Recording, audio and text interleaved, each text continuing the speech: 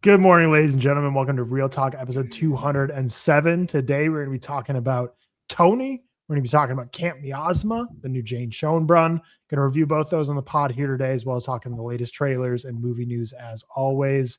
Before we get into anything, shout out to our executive producers, Cole Beaver, Sam George, Dylan Flanders, Stefan Johnson, and Ollie Powell, and all of our other producers as well to make this happen each and every week. We'll start at the pod with the huge, tragic, sad rest in peace to Hayden Panettiere. Gone way too young, 36 years old, passed away, I believe, last Sunday. Most known notably for her TV show appearances in Heroes and Nashville, and then obviously movies like Remember the Titans, given incredible performances at such a young age. Scream 4, my personal favorite Scream. I Love You, Beth Cooper. She kind of just had a crazy run in the 2000s and 2010s. But yeah, one of the greats of TV and movies that had a run from her young childhood all the way up until her unfortunate way too young early passing. She also made a strong stand against being in the new Screams when every other old Scream actor just came back for a bag after they just folded that whole franchise. And she's like, no, I'm not doing that. So, principled woman through and through, gone way too young at 36. But on, a lighter note of our movie podcast, we'll get into how we've been doing, what we've been watching. If you want to hear specifically our Tony review or Camp Miasma review, timestamps are down below in the description. Seth is in Germany this week, so he will not be on the pod. And George is about to go let his dog sitting out to go potty. But Cam, how are you doing? What have you been watching? What's up? Yeah, I'm all right. It's been a long week. The kids have hand, foot, and mouth, which, if you don't know, is just a shitty disease or like shitty sickness for about a week, where you get like spots on your hands, feet, and mouth. So they've been sick all week. So been kind of quarantined, really. Like haven't gone out and seen anyone. Thought we were fine last night. So did see Tony. Like they're getting better, but Emma woke up feeling really shitty this morning, so I'm a little worried about that. I am probably hopping off this after Tony review. I apologize, but gonna go kind of relieve her of her duties this morning. But otherwise doing well. Just been a very, call it, boring week in quarantine. Luckily, new job, can work from home, so that was really great. Kids have been sick. Like I said, Bailey woke up one night puking. So I felt really bad for him. It's just so sad to see kids like sick. Like they don't know why, or they don't know what's going on, and it just breaks your heart. Sutton had a fever and puke this week, and then they just have like I said, dots on their hands that are itchy, and so feel very bad for them right now. Luckily, I feel fine. Emma felt fine until this morning.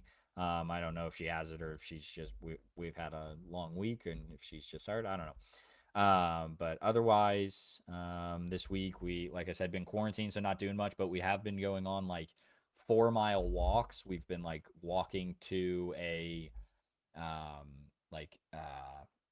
we walked to a like outdoor shops area in the area, and then like we'll order carry out or something, and I'll walk in, like pick up the pizza and then like leave. And so that's been kind of getting us out. Otherwise, we watched WandaVision this week. We watched Loki this week. So made it through those 2 TV shows. Watched Multiverse of Madness, Tony we'll talk later. And then obviously Dazed and Confused, like you mentioned, is our Patreon review. So just been like watching a lot of TV. Frankly, very impressive that I made it out of this week only watching Super Mario Galaxy once. And I was going to ask you and George's opinion on this. Like, do I keep logging this movie every time I watch it? It's something that Bailey watches, and like I will admit, I just kind of sit there and scroll my phone for that hour and a half. But I know this movie through and through. I don't know if I'm allowed to keep logging it. I'm at 6 right now. That's a good question. I would like to see some comments on like what constitutes a log for you on Letterboxd in the comments, because I was thinking the same thing this week when I was at home and my dad was watching a movie, and basically there's like a 2.5 hour movie called Papillon, old movie from like the 60s, I believe, with names are escaping me, Dustin Hoffman and Steve McQueen. But I watched basically the first 45 minutes, then went out on the deck to get on a phone call with Riley for like 30 minutes and came back and watched the final like 45 minutes. So I'm like, I didn't log it. I knew I wasn't going to rate it either way, but I'm like, I didn't even log it. what's the threshold? Do you guys need to be in the comments watching every minute of every movie, fully paying attention to log it? If you were cooking in the kitchen and in the living room right there where you see the TV, your wife's watching something, you watch the whole movie, but you're not really paying attention, do you log it? And for Cam's experience, like if your kid's watching something 20 times, do you just keep logging it every time? How many times do you think you've seen Super Mario Galaxy if you were being strict with it? Through and through, I've seen it 6 times, like start to finish. Okay. I've like sat down with Bailey and watched it 6 times, like, and it makes me feel like we show him this movie all the time. I think we're very much like not TV watching a family for at least our kids. Like obviously I watch a shit ton of stuff. So kind of a hypocrite in that sense, but like we don't do iPads or anything at dinner and such. Like we don't do that sort of thing. And so like it feels like we just put this on for him every time, all the time if I log it every time. But like I've probably seen it at moments 20, 25 times. The issue is like we say, hey Bailey, it's movie night. What do you want to watch? It's this right now. Like it's this every single time. And if it's not this, it's the Mario movie, like the Super Mario movie. So are the Mario movies the first movies that have been like his, like, oh, you want to watch a movie? This is my movie, or like has always been TV shows like Blue and stuff before then? Okay, Monsters University. But I was like, this is like he loved Monsters University when I still worked at Frito, and was gone all the time. So this is like my first movie that I've just watched with him a million times. But like this week, he's not feeling well, like I said. So we did a movie night one night. And he loves this movie. And so escaping one watch in the Super Mario Galaxy is like a big, triumph for me. I feel like after a sick week of not just like plopping him in front of the TV and having him watch this. But yeah, I mean, that's a good question. Cause like if it's a dinner movie night, we'll eat dinner and watch the movie, or if he's just not feeling well and he's like, we're not getting him outside or anything because he's sick, we'll be like, all right, we can watch something. Like I'll throw this on and then like I'll lay with him, snuggle with him, and then like, but I'll be scrolling my phone for most of it, I feel. So yeah, does that count as a watch? Like I don't know. But yeah, he's watched a lot of Bluey this week as well. Can't log that as much, but shout out Bluey. Bluey's always great. Otherwise, I watched Normal. I was almost 100% confident that this would be just the exact same as Nobody, the Bob Odenkirk action movie. It's slightly it's different. Like he's not an action star in this one. I was just expecting him to be like a normal guy and be an action star. This is about Normal, Minnesota. Yeah. So do you know much about Normal, Minnesota, Tyler? Nope. Not a real place, or maybe I don't know, but basically it's a small town that's the cartel owns, or not the cartel, the Yakuza owns, and he's just like an acting sheriff after the sheriff died, gets himself into some business with the Yakuza, and yeah, has a fight there. It's not very good. It is a fictional town. I just confirmed, but it's not very good. This because it's premiered at South by Southwest. This is one of them that George and I were like, nah, well, we won't go see. Yeah, so it's theatrical release. This is, I tweeted this week that Letterboxd should use theatrical release years. It was theatrically released in April, and Film Twitter didn't like that. Film Twitter wasn't about it. Film Twitter was less about me replying to my own tweet saying I'm the fucking film king, which, fair. I thought that was that was just me kind of being an asshole. Was this the movie that inspired that tweet? Yes. Yeah. Because what's actually crazy about this is Letterboxd says 2025. If you Google Normal, this movie, which I know for a fact that it said for me and George, it says Bob Odenkirk premiered his action neo-western Normal at the South by Southwest Film Festival in March 2026. So even the festival debut was 2026. So this is saying Canada, TIFF had the first film. Oh, so like, TIFF had it too. They're saying TIFF had it in 2025. I am a believer. Like, I understand it's logically impossible to make it the year of like wide release. And, I got a lot of replies of like, this is very America centric, of like American release. I get that. You're right. I think what year it is eligible for Oscars is the year it should be. Like, this is a 2026 release. It should not show up in my 2025. And like Obsession is like the year of 2026. Like, that's the movie of the year. It's 2025 on Letterboxd. Like, those things are weird. And then a lot of people replying with like, this doesn't matter. I agree. It doesn't. Honestly, that kind of tweet of, hey, Letterboxd, it should be release years, should not have 10,000 likes and like 100 replies. Like that's not a me baiting for likes tweet. That's, I don't know. Yeah, 7.9 thousand, so not 10,000, but just a lot of replies. And then, again, me replying to my own tweet saying people were replying to this like I'm not the fucking film king.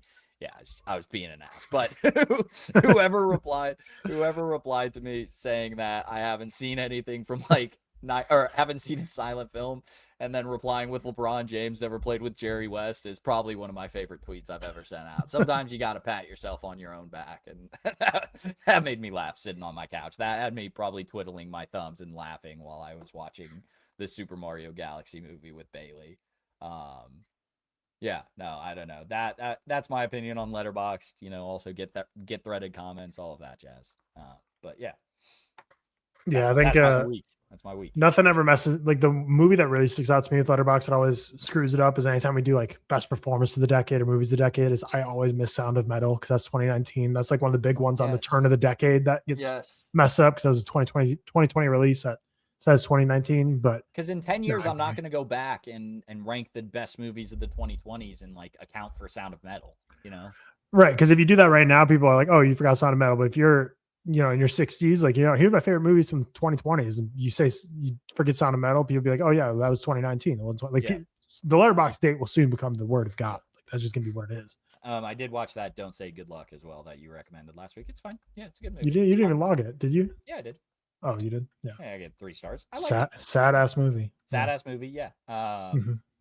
I did say Sonny Sandler snatched her dad's chain or something in this, or I just said it's already a better actor than her dad. Obviously, that's not true, but I don't know. It's fine.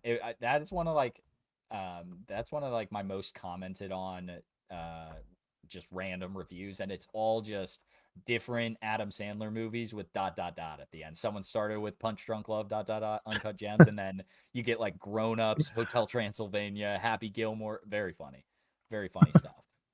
Love it.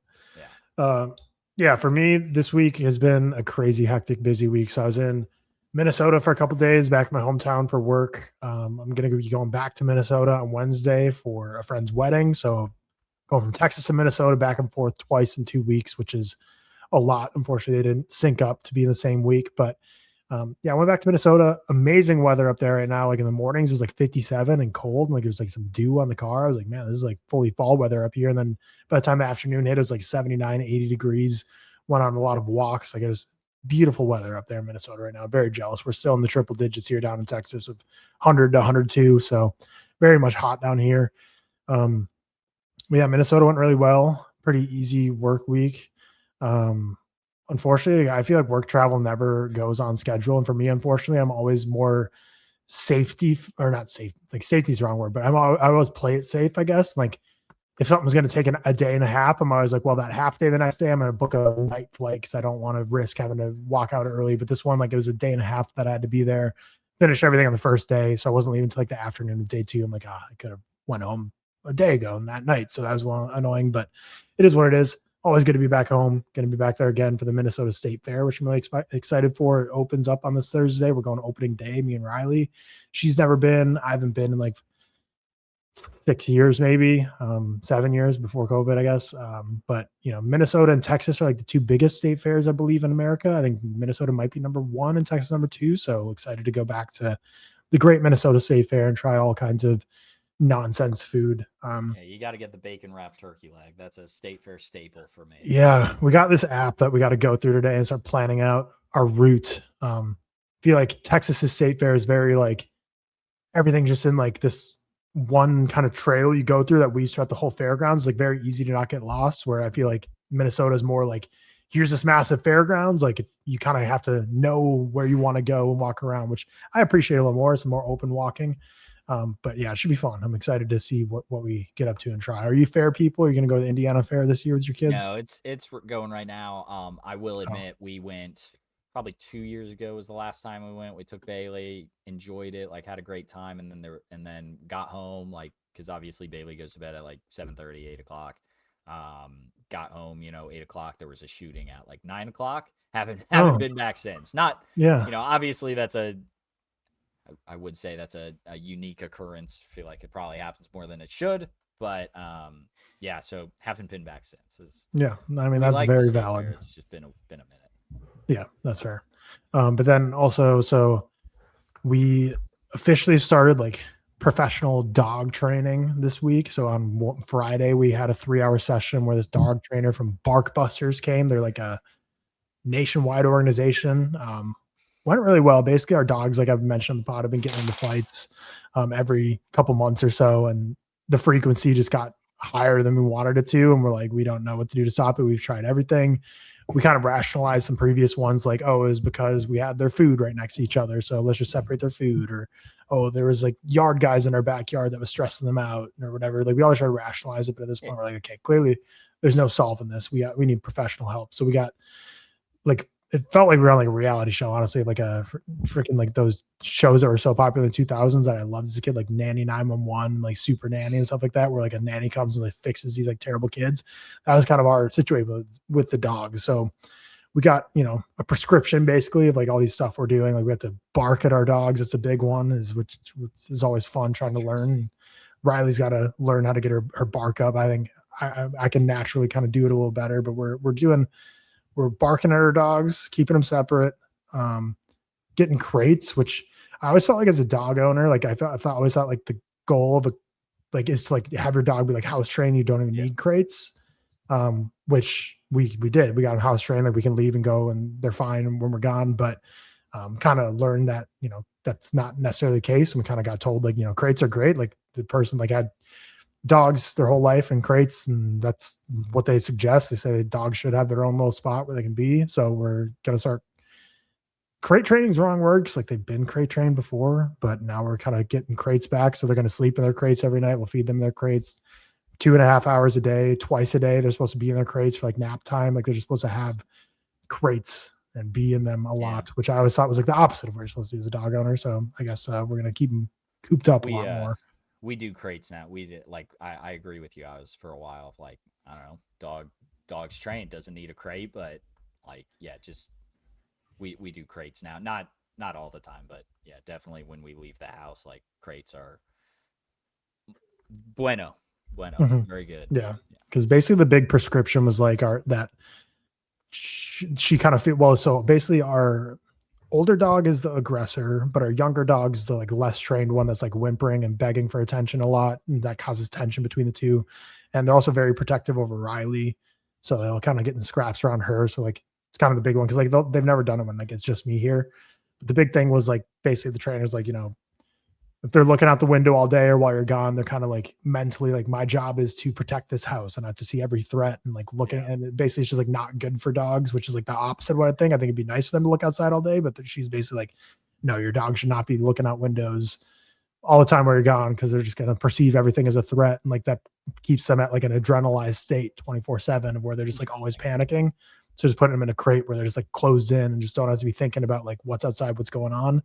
It's apparently going to be better. So we're going to try that, which kind of sinks. We're leaving this week. So we're kind of starting the training now. And then we're going to be gone from Wednesday to Saturday. We're going to be with the pet sitter, which they've always been perfect with pet sitters. It's really only kind of when we're around that causes it. But yeah, so we had like a 3-hour session on Friday.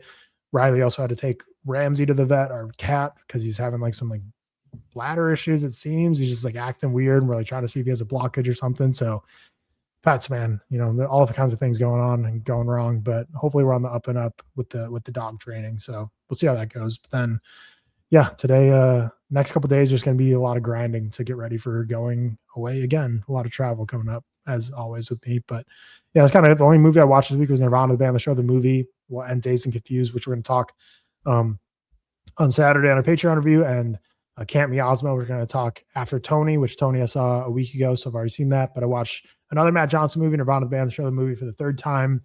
Put in my Letterboxd review, like I think it's for me at least, snatching Crazy Rich Asians chain is like the go-to. Like when I'm on a plane, I'm just like, hell yeah, Nirvana, the band, the show, the movie, let's rip it. It's like an hour 40 minutes, very easily watchable, easily rewatchable. It's up to 4.5 for me. Started at 3.5, then 4, then 4.5. Like it's just, every time I watch it, I like it more. Just have a great time in that movie. And, we're going to talk more Matt Johnson and Tony review, as well as on Wednesday when we have a discussion on some directors working today. But George, we'll turn it over to you. How'd the dog do? Did the dog go potty all right? Dude, this dog is not pooping today. I don't know what it is. And like I didn't want to be outside any longer. I didn't want to not like I didn't want to miss more of this pod.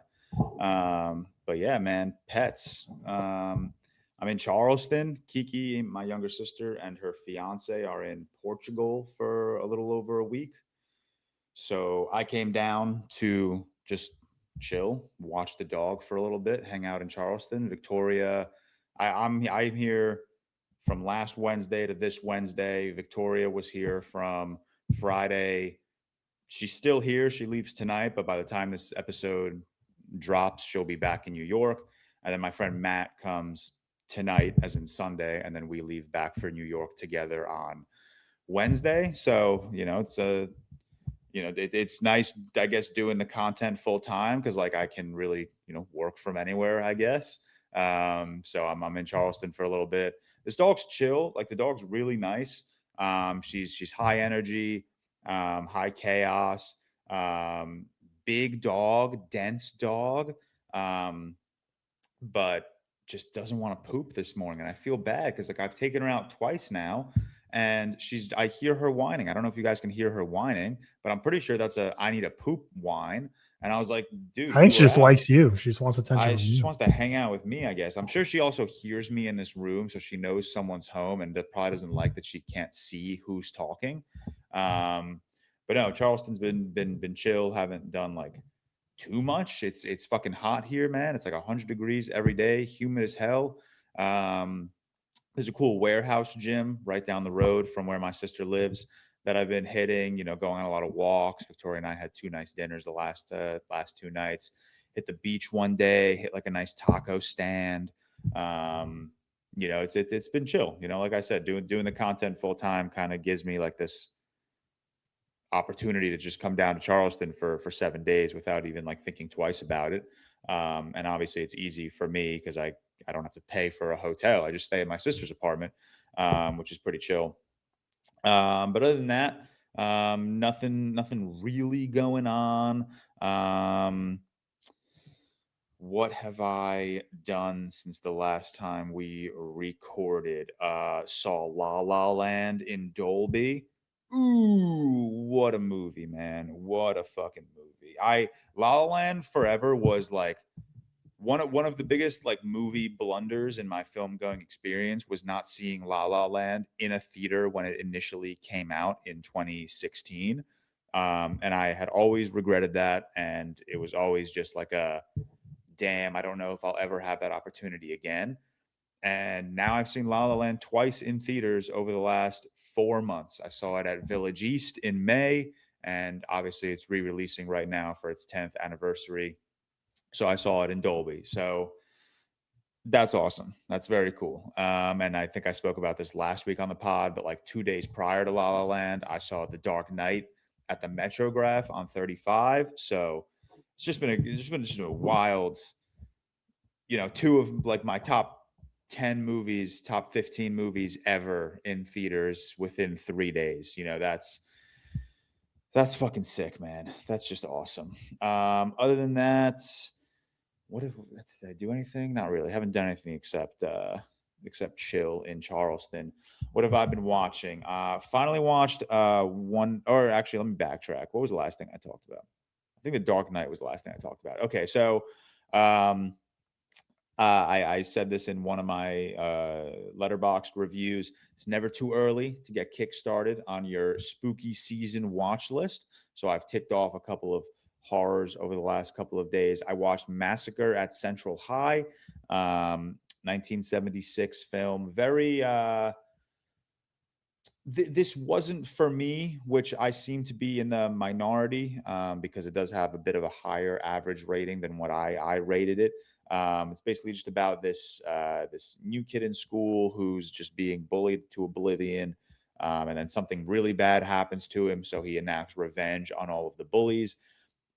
This isn't a spoiler, but like he's trying to get rid of the bullies so that the school doesn't have bullies.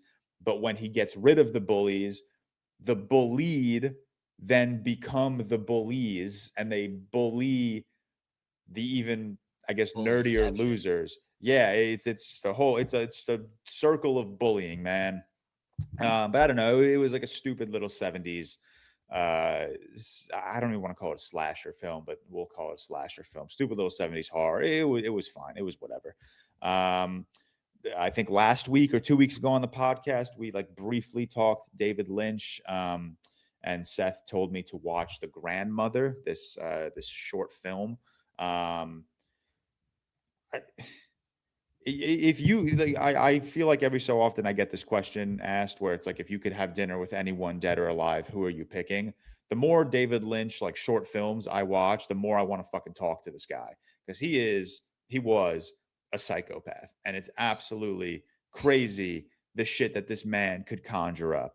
The Grandmother was absolutely insane. It's about like this familial chaos that just goes too far, but it's this very like surrealist, experimental, what's a good word, like psychological experience. And it's just it's so scary, man. It's not scary in like a traditional way where you're like jump scared. It's just like you're watching this thing for 30 minutes, and like every single frame is just gonna like get under your skin. And it's just fucking weird, man. I finally watched One Night Only. Holy fuck, that movie was a piece of shit. I don't even want to spend time on it. It doesn't deserve my attention. I watched Don't Say Good Luck, which I believe Tyler talked about briefly on the pod last week, and I think he gave it a 3.5 stars. He really liked it. I'm a little lower on it. I gave it a 2.5 stars. I think it's sweet. I think it's a really wholesome movie, really sweet.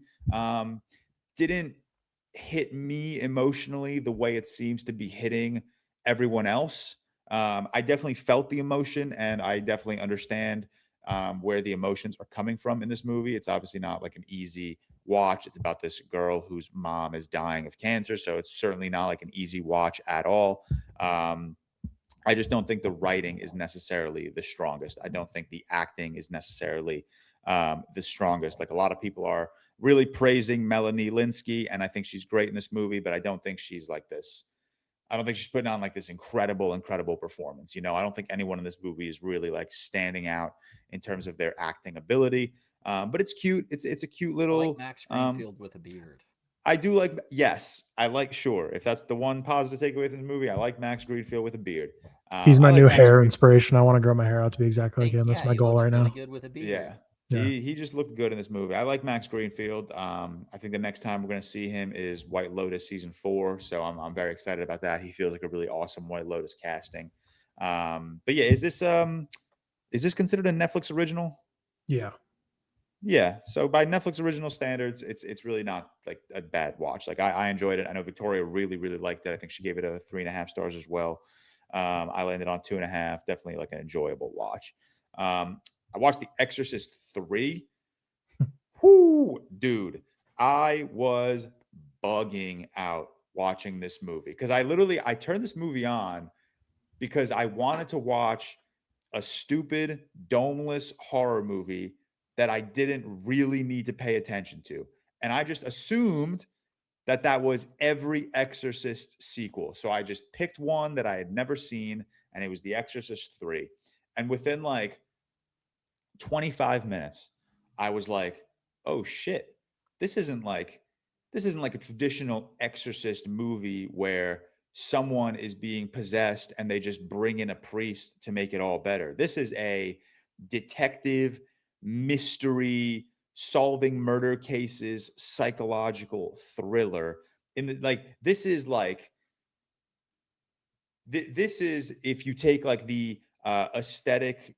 This movie is Zodiac and like Knives Out had a baby, okay? And that baby is this really demented, really psychological look at like faith and humanity and your place among heaven and hell. And the last like 40 minutes are just absolutely ridiculous.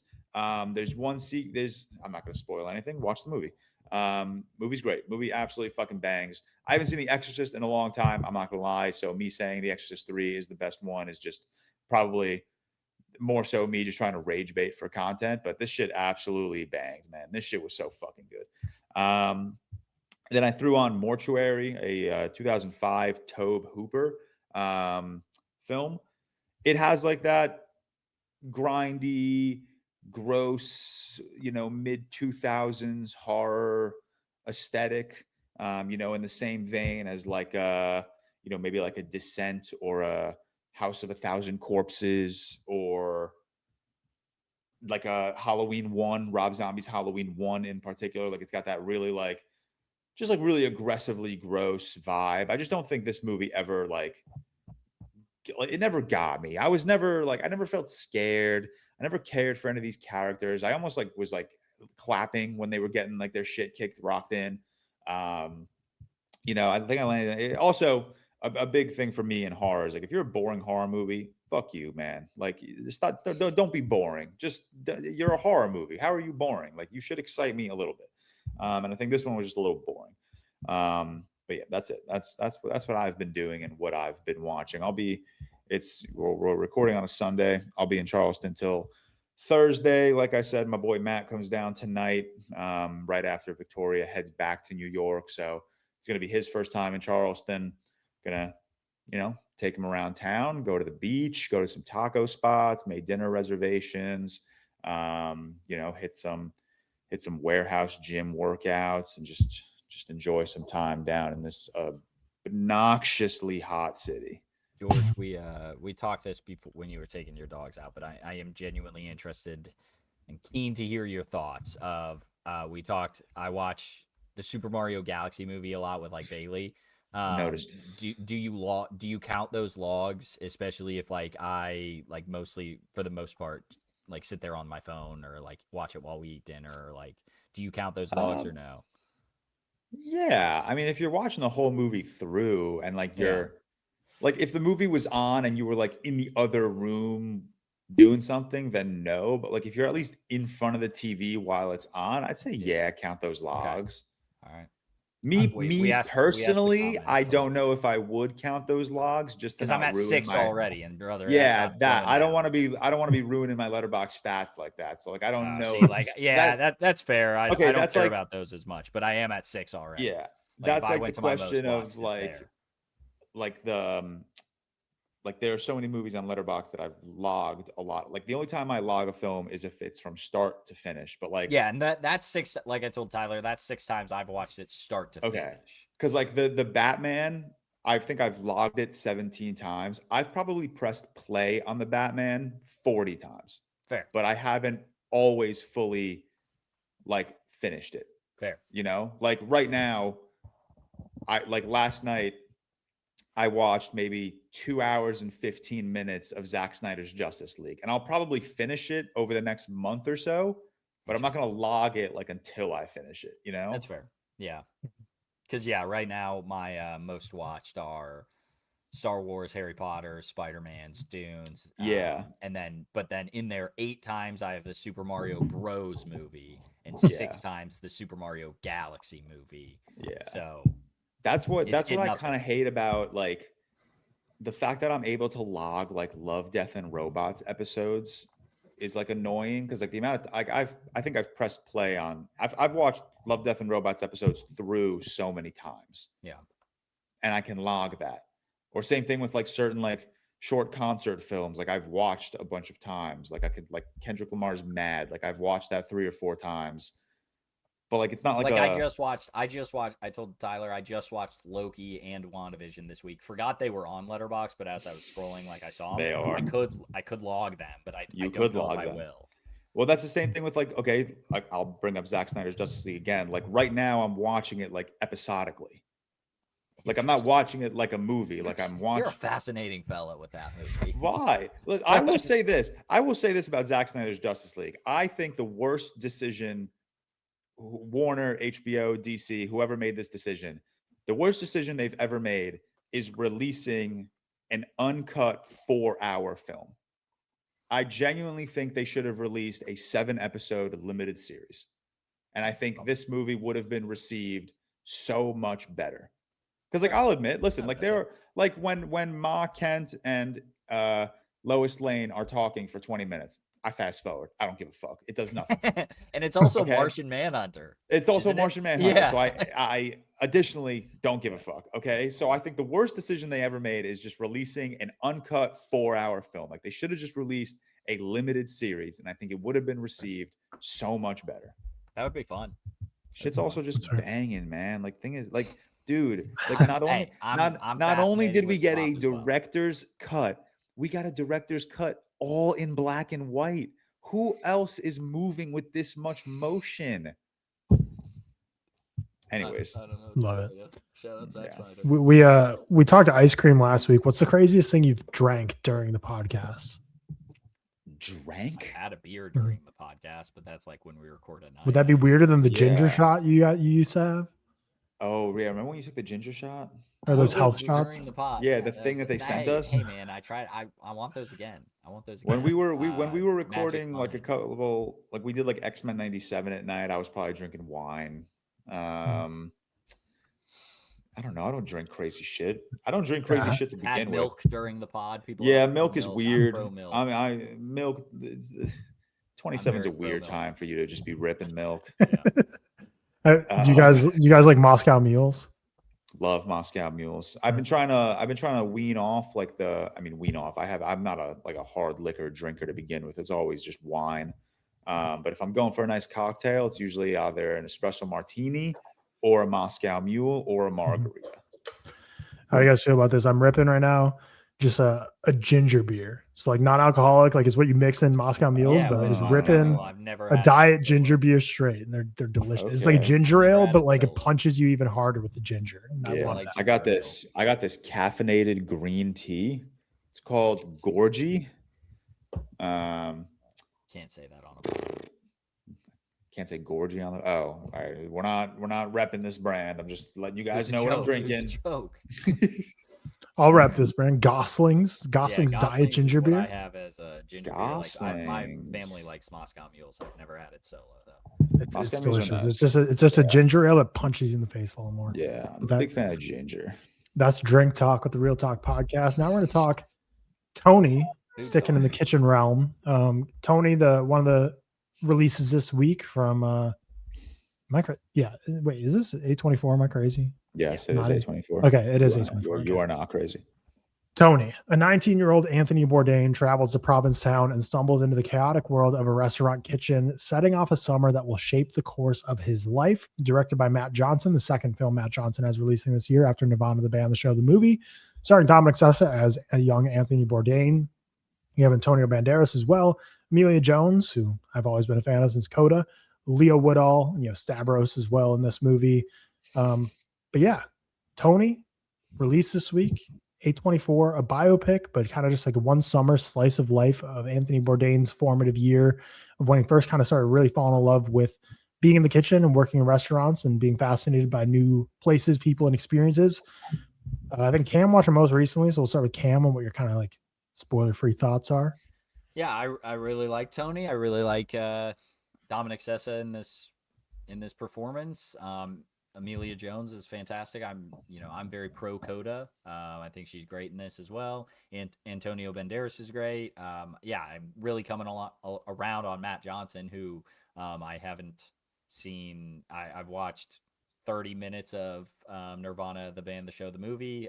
Hadn't finished it for the pod. Apologies. But then we watched Blackberry for last week, and now watching Tony this week. I think he's just so fun. Has such a fun and comedic way of telling these interesting and intense stories, and that makes it easy for me to digest because I enjoy that, and I think this is so much more interesting of a biopic to tell one summer of their life, and you could say that's the most formidable summer of their life, obviously, and maybe what they attribute to why they're great, than doing the full life thing. I think this is just so much more interesting of a way of telling it. I really, really enjoyed this movie. I liked all the performances. I thought it was fun and interesting, intense. It's a little. I don't want to say like it's generic in the sense like it's someone's life. It's unique to them, obviously, but it's pretty cookie cutter of like what's gonna happen, where we're gonna go, I guess. But I think that's just movies. But I really enjoyed this. I gave it a 79 out of 100, 4 out of 5 stars. George? Yeah, I really like this too. I mentioned it.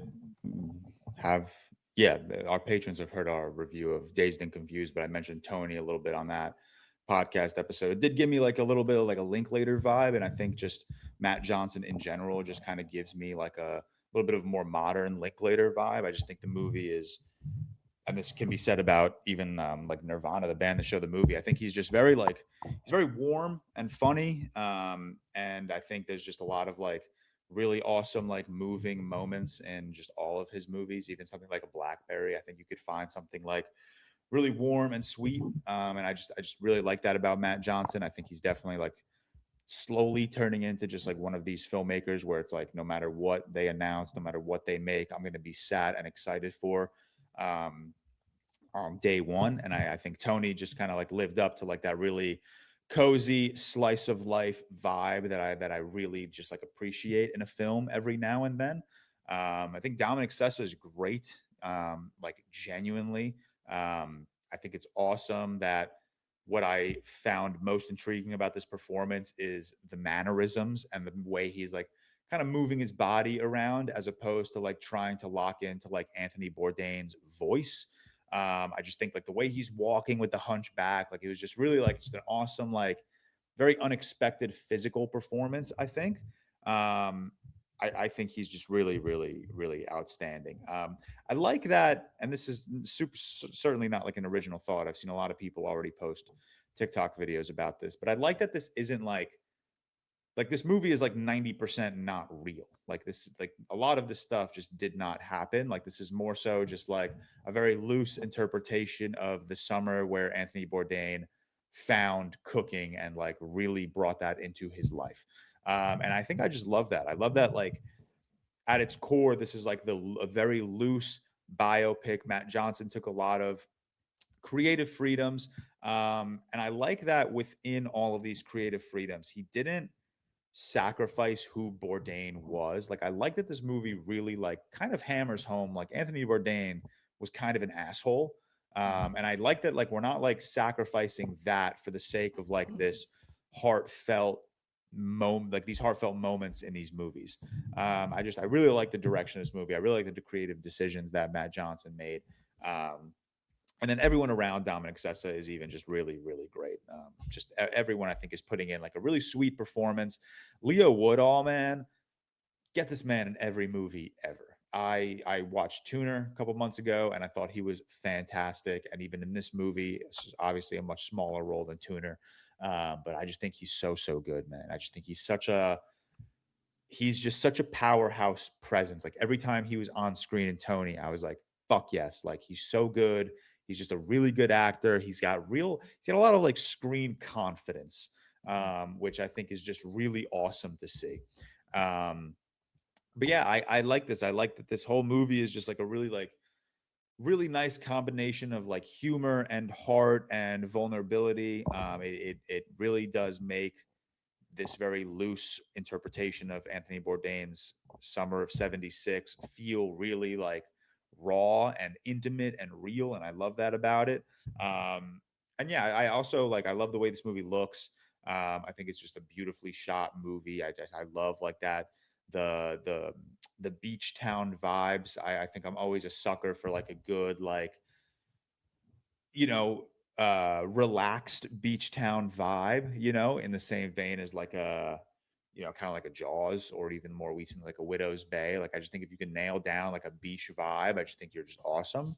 But yeah, it's cute. It's a good movie. It's a very good movie. I don't think it's not like blowing me away. Like I see a lot of mutuals are giving this like 4.5 and 5, and I love that for them. But for me, I think this is a very beautiful, very entertaining, very heartfelt movie with some very good performances. And I think it just continued to show me that Matt Johnson is very capable.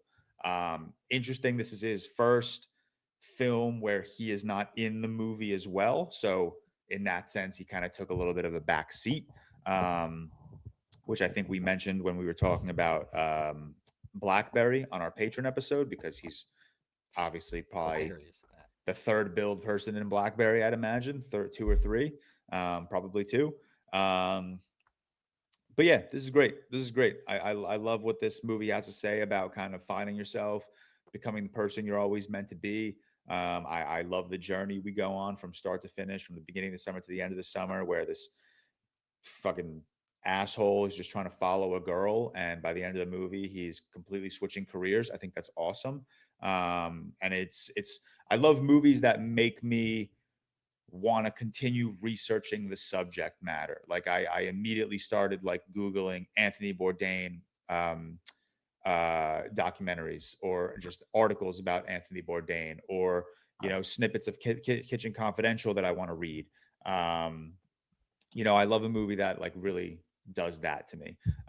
Also, I apologize, being in Charleston, I forgot my camera at home, and this is the single worst lighting I could ever imagine, and I think opening these blinds makes it even worse. So Mateo, if you're clipping up the pod this week, just don't include me. I won't be offended. Just don't make our okay. It looks very ethereal with the sun coming it does through. look like you're an angel. It looks like I'm basking Ascending. in the light. Yeah. The sun, I don't know, what time is it? It's 9:30. The sun will be up soon, I guess. But yeah, Tony, good. I landed on a 3.5. Could easily see it going up to like a 4 on a rewatch. It's certainly like one I think that'll play maybe a little better, honestly, just like at home, like the coziness of my own apartment. I think it'll just really add to the vibes. But good stuff. Yeah. Tony, I'm also landing on a 3.5. I think this movie is exactly what I want from a biopic, in the sense that it's a subject that's larger than life. Like, everyone knows Anthony Bourdain, everyone knows his shows, his books. Like he's just such a huge figure. So trying to make a movie that just goes beat by beat through his life would be kind of a disservice, and it would always fail to live up to who he is. So I think just doing something like, let's just take a summer of a formative time in their life, fictionalize it as well. I love that idea, just because so many times I feel like when you try and go beat for beat through someone's life, like you're so beholden to the facts, and you have to be strictly attentive to everything that actually happened, and you don't want to stray too far away from the source or the facts or anything like that. And I think that can sometimes handcuff a director and a writer into what they're trying to convey with the story of someone's life. But I love that. I love that this is just a snippet of a summer of a 19-year-old Bourdain, when everyone knows him, when he's in his 30s, 40s. Like, everyone knows his shows, how iconic he was on all his CNN shows, and Kitchen Confidential obviously being one of the biggest books ever, especially in the restaurant world. Love to just take it and say, we're not going to go through the entire life. We're just going to give you a summer that shapes who this person is. And I really appreciated that from this. This is the type of movie that I watched, and I immediately was like, I want to book a trip to Provincetown, Massachusetts. It just really makes you want to live in that aesthetic, get some oysters on the shore. Back when I lived in Massachusetts for a summer, I went to the Cape quite a few times. I never made it all the way up to Provincetown, because the drive all the way up the Cape is the very top. And you see in the movie, they don't even drive there. They ferry over, because it's just easier than just driving that entire horn up to the top. But Cape Cod's a beautiful place. I think this movie really captures that really well, and really makes you just want a nice lobster roll. And I think Dominic Sess is fantastic. I've obviously loved him since The Holdovers. Leo Woodall is so great in this movie, as playing this kind of just awful person who's kind of almost this like devil on the shoulder character of Anthony Bourdain, pulling him to the dark side of life and getting him introduced to all kinds of sinister stuff that comes to haunt him the rest of his life, while Antonio Banderas is kind of the angel on the other shoulder, introduce him to this world and these cultures and people, and realizing what this could be, rather than just like, oh, this is just a summer job to make ends meet as you're lying your way through a book scholarship, and said this could be something that transforms your life. Amelia Jones, I think, is really good. I think the thing I didn't care for most in this movie is the relationship between the two. I don't think the romance worked a whole lot, but we can kind of talk some more about that in spoilers. But really enjoyed this movie overall. Very cozy aesthetic. Again, 3.5, which is unfortunate, because like I want to champion this movie more, which I still think is a good movie at 3.5. But it's like, this is what I want from biopics. I don't want you to take, we're going to make a biopic about Jeff Bezos, so let's have a 6-year-old cast Jeff Bezos. Now let's recast him as a 13-year-old. Now here's college Bezos. Like, it's like, no, give me someone and just give me one small nugget of their life think that's why The Social Network works so well as well. Like that goes through more of Mark Zuckerberg's life, but it's still like him making it in college. And yeah, Tony just pulls that off well structurally while also having just great performances, really cozy environment and aesthetic that I just really wanted to live in and wrap myself up in. Matt Johnson, again, we're recording ReelTok last this week, but we talk about Matt Johnson more on Real Quicks and the Patreon. It's just, I'll repeat it again, that he's like a guy that if he's announcing and he's making a new movie, like I'm going to be so excited for it just because you can't really do no wrong at this point. And this is the first time we worked with Michael Bowman as cinematographer. This is the second movie ever Michael Bowman has been the cinematographer for, the first ever being One Battle After Another. Previously, Bowman was a gaffer for a lot of PTA films. But yeah, kind of crazy to have those as your first two credits, is One Battle After Another and Tony.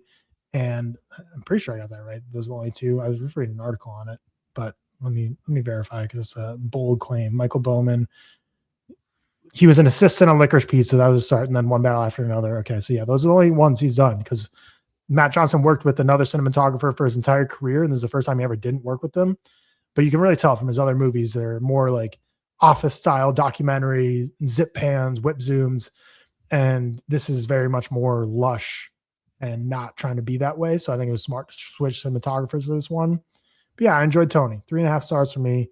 We'll kind of break into spoilers now. We're not going to go beat by beat through the movie since this movie doesn't go beat by beat through his life. But I think the biggest thing that didn't work for me is the romance. And it was one of those I was really shocked, I guess, to Google after the movie and see that like him and Emilia Jones' character get married. I think this movie really paints Tony as just a straight up stalker and like borderline. Really paints Tony in a bad light of like, didn't like followed her to a beach town. Yeah. And then lied about why he was there. Yeah. And continually lied, even when she pressed him to not lie. Continually lied. Waited until she was butt naked in front of kitchen him fire to fucking tell her the truth. That's what I love about this movie is like it doesn't shy away from the fact that this man was kind of an asshole. Mm-hmm. Yeah. I was so shocked to see that they got married. I was like, I thought this was just going to be, just a story of a woman he met and he kind of realizes like, oh, I need to be a better man going forward. But it's like, no, this who got married to and was married for a long time too. Yeah. Crazy. I literally just Googled that like 10 seconds ago and don't think the relationship obviously worked out. And obviously, it's portrayed in a probably different way in the movie. But Anthony Bourdain's a guy like I don't really know anything about. Like I know I'm just not super into food first off. So I know who Anthony Bourdain is, but I didn't watch any of his shows or read his book or anything. It's just not something I'm super passionate about. I said in my review, like my extent on food cooking shows. You ever watch Chopped on Food Network? Loved Chopped back in the day. It's been a minute, but like I appreciate Matt Johnson. He so far has made movies about like things I don't really know about. Whereas, you make a movie like Michael, obviously bigger than Earth Person, and it's gonna make $1 billion. So I understand why it's made, but like everything about Michael, or you know the general idea at least. So I don't know a ton about Anthony Bourdain, and most people might, but this was an interesting like look at it, and like I said, this is kind of like the perfect way to do a biopic of. You pick the summer in the Cape, you pick like the love that he's gonna have for I think he said 10 years. And you find that moment that's very impactful for him and say like what comes next kind of thing. Like I don't, but it's a big celebrity that most people probably know, obviously passed way too young, so you can obviously get like snippets of like his mental health in this a little bit, and just like not being confident in himself at the start, or actually maybe being too confident in himself on the surface level. And like showing off as being this kind of cocky guy, but maybe having a lot more to him. And I think they did that a really good job in there with that. One person I want to call out is Rich Summer, who plays his dad in this movie. Also was in BlackBerry as I believe the Google head engineer that they steal. Mm-hmm. Also the guy who tried to hook up with Pam Beasley in The Office. So every time I see him, I think of that. Think, hey, am I crazy? I feel like, was he in The Big Short? Am I crazy? This guy, maybe not. I am crazy. Anthony Bourdain was, if that's what you're maybe going for. Oh, Anthony there you go. He was in The Big Short. Explains tranches, I believe. As like, yeah. So shout out Anthony Bourdain in The Big Short.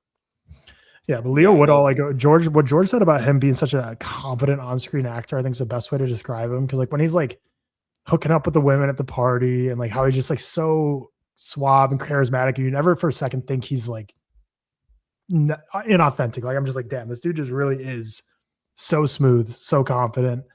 Everything he does, like George said, every time he's on screen, I'm like, hell yes, Leo Woodall is fantastic in this. I wouldn't say he's like my favorite performance in the movie. I think honestly, Antonio Banderas like really blew me away with this. I was like, holy shit, he is so good. He got me so in the feels. And I mentioned this when I first watched it 2 weeks ago that like obviously he's the voice of Puss from Puss in Boots, and there's like moments in this where like Riley and I just kept thinking about that and looking at each other and laughing because like when he invites Tony into his house at night and they're like just drinking wine, he's like talking really soft and quiet. I'm like, this just sounds like Puss in Boots, like recalling his life stories. Like, here's my life story of all the how I got in this. That was crazy, George. Yeah, my bad. A super put. He said his voice is super pussy, but it didn't come out right. Incredible. Incredible. But no, the scene of like Banderas making the ketchup homemade, it was such a sweet that was scene. so fun, and like the salt from the sea, like that's yeah, salt. Which is crazy because like when you watch it, but it's like he's doing it to like save a couple bucks because he just loves doing it. But at the same time, it's like, man, say there's like homemade ketchup, like you're missing opportunities here. You're just putting it in a Heinz bottle. Also, yeah, no, like you said, it's the love of the game. Salt's not that expensive, man. You can save bucks elsewhere. Save bucks elsewhere, dude. Fire the one guy doing drugs in your kitchen. Fire that guy earlier. That I mean, go ahead. I was gonna say that I thought was like a cool like addition to this movie is that it's not like entirely like hopeful. Like there are like a lot of tragic undertones. Like you can kind of see like where his addiction started, where he like what's the one scene like he threw up after a night of drinking, and Leo Woodall's character goes, drink this beer to wash it out. Yeah. And it's like 6:45 a.m. or something. And then hands him cocaine. And it was like, Jesus Christ. Like it was like we in the movie, it's interesting because it's like played off as like this like fun moment where he like rips cocaine and the music gets louder and like he's like locked in. But like underneath all that, it's like, oh shit, this is like where his like addiction and like his like probably poor mental health truly began, is like this moment. Yeah. It is sad because I mentioned this in my first review too. Like this feels like the type of biopic that like I was waiting for a cheesy Anthony Bourdain cameo at the end. Like obviously I knew he was dead and it wouldn't be possible, but it feels like the type of movie that you're building up to like, oh, it's such like a formative summer that like he found his love for cooking. And I bet at the end it's going to be like him applying to school, which was actually his friend who was like one of the judges at the school to let him into the culinary school. But it just felt like the type of movie that was like, oh yeah, they're going to have a cheesy Bourdain cameo and be like, yeah, like point at the screen moment. But unfortunately, you just know that's not the path that he is able to go down in his life, which is really tragic to see. And like you said, so much of it seems to stem from this. Obviously, his mental health struggles go before and beyond this summer. But, this seems like the first time he's really introduced to the world of drugs and alcohol and but you can also at the same time see his love for other people because like Provincetown's still America. It's not that far from where he grew up. But Provincetown is culturally just such a complete unicorn almost in terms of America, of what you can find in Provincetown and just how open and colorful the culture is there. So I can see like that really opens his eyes. Like, man, I want to explore other places through food to meet new people, to meet other different cultures, to meet different types of people. And I thought that was really beautifully done here. But I just think the whole like devil and angel on people's shoulders of Leo Woodall leading him down this dark path that he could easily just say, fuck Anthony Banderas. I'm just going to start working on the docks while also kind of drug dealing on the side. And I can make a good living doing this and party every night and hook up with girls that are on the Cape that weekend. But at the same time, Banderas kind of opens up this world to him of, cooking could be a whole thing. And I think Banderas' character is so layered and interesting too, of how he has these cooks work for him that like clearly are not perfect people. And he like knows that. It's not like the cocaine or anything that Woodall is doing is hidden from him. But really he's like, if you're here on time, that's all I care about. Like work your hardest. And it's almost like him knowing, which you don't really get a ton of his backstory, but it's like he probably understands like I was a horrible teen and like kitchens for me saved my life and got me on the straight and narrow, that he kind of wants to do this for other people that even he knows they're not the greatest of people. He's like hoping that working for him could kind of get them on that track, which I just thought was really sweet. But just everything with Emilia Jones unfortunately failed for me because I am a big Coda stan and I don't think her performance was bad. I just don't think the relationship aspect worked. It was just like, I don't know. it's very classic like movie trope of beat the shit out of her current boyfriend and then That was like crazy. he doesn't necessarily beat the shit out of her, and he obviously goes and apologizes, but like it doesn't feel like real life, and like I can't imagine you can just she's on a date with the guy and they just Leo Woodall's character Leo obviously just pushes him shoves into Tony right that into threw him. me off. I was not like And then just prepared for ground that. and pounds him to Just starts pounding on him. I'm Yeah. like, what's Just going on? destroys Here? What's him. happening right now? Yeah, that was crazy. And then like you said, the relationship doesn't work super well. I agree with that, but I do like Amelia Clark in this. I think Amelia she's Jones. still really good. Or Amelia Jones. Who's Amelia Clark? I never felt like the relationship Daenerys like, didn't Targaryen. necessarily Daenerys Targaryen. I never was like, damn, this relationship's really not working. But I think the same thing Tyler said. Like after the movie, when I Googled who this Nancy woman was, I was stunned to find out that they had been together. They were married for like, I was like, no way. I was like, no way is she because like the movie ends in like a very, in my mind, like a very cute way, kind of. Obviously, with everything that happened to Anthony Bourdain, it's not really cute, but like it's cute when Nancy's like at school and she's looking around to see Tony, but she realizes Tony's not there because he's going to the CIA, the Culinary Institute of America. So I thought that was like before I found out that he and Nancy were married for a long time, I thought that was like a very like, and that was the man that slipped away from Nancy for the rest of her life. And she never saw Anthony Bourdain again until he became famous and he was in the news. So like, I was like, that's a nice way to end this movie.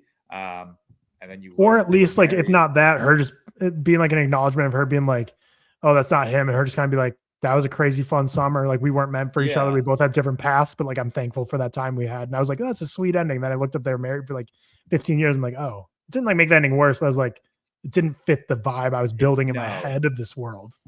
It didn't feel like they would have been. I mean, maybe that's why they got a divorce. It didn't feel like they would have been married for such a long time. Like it just seemed like their lives were just trending in such crazy different directions.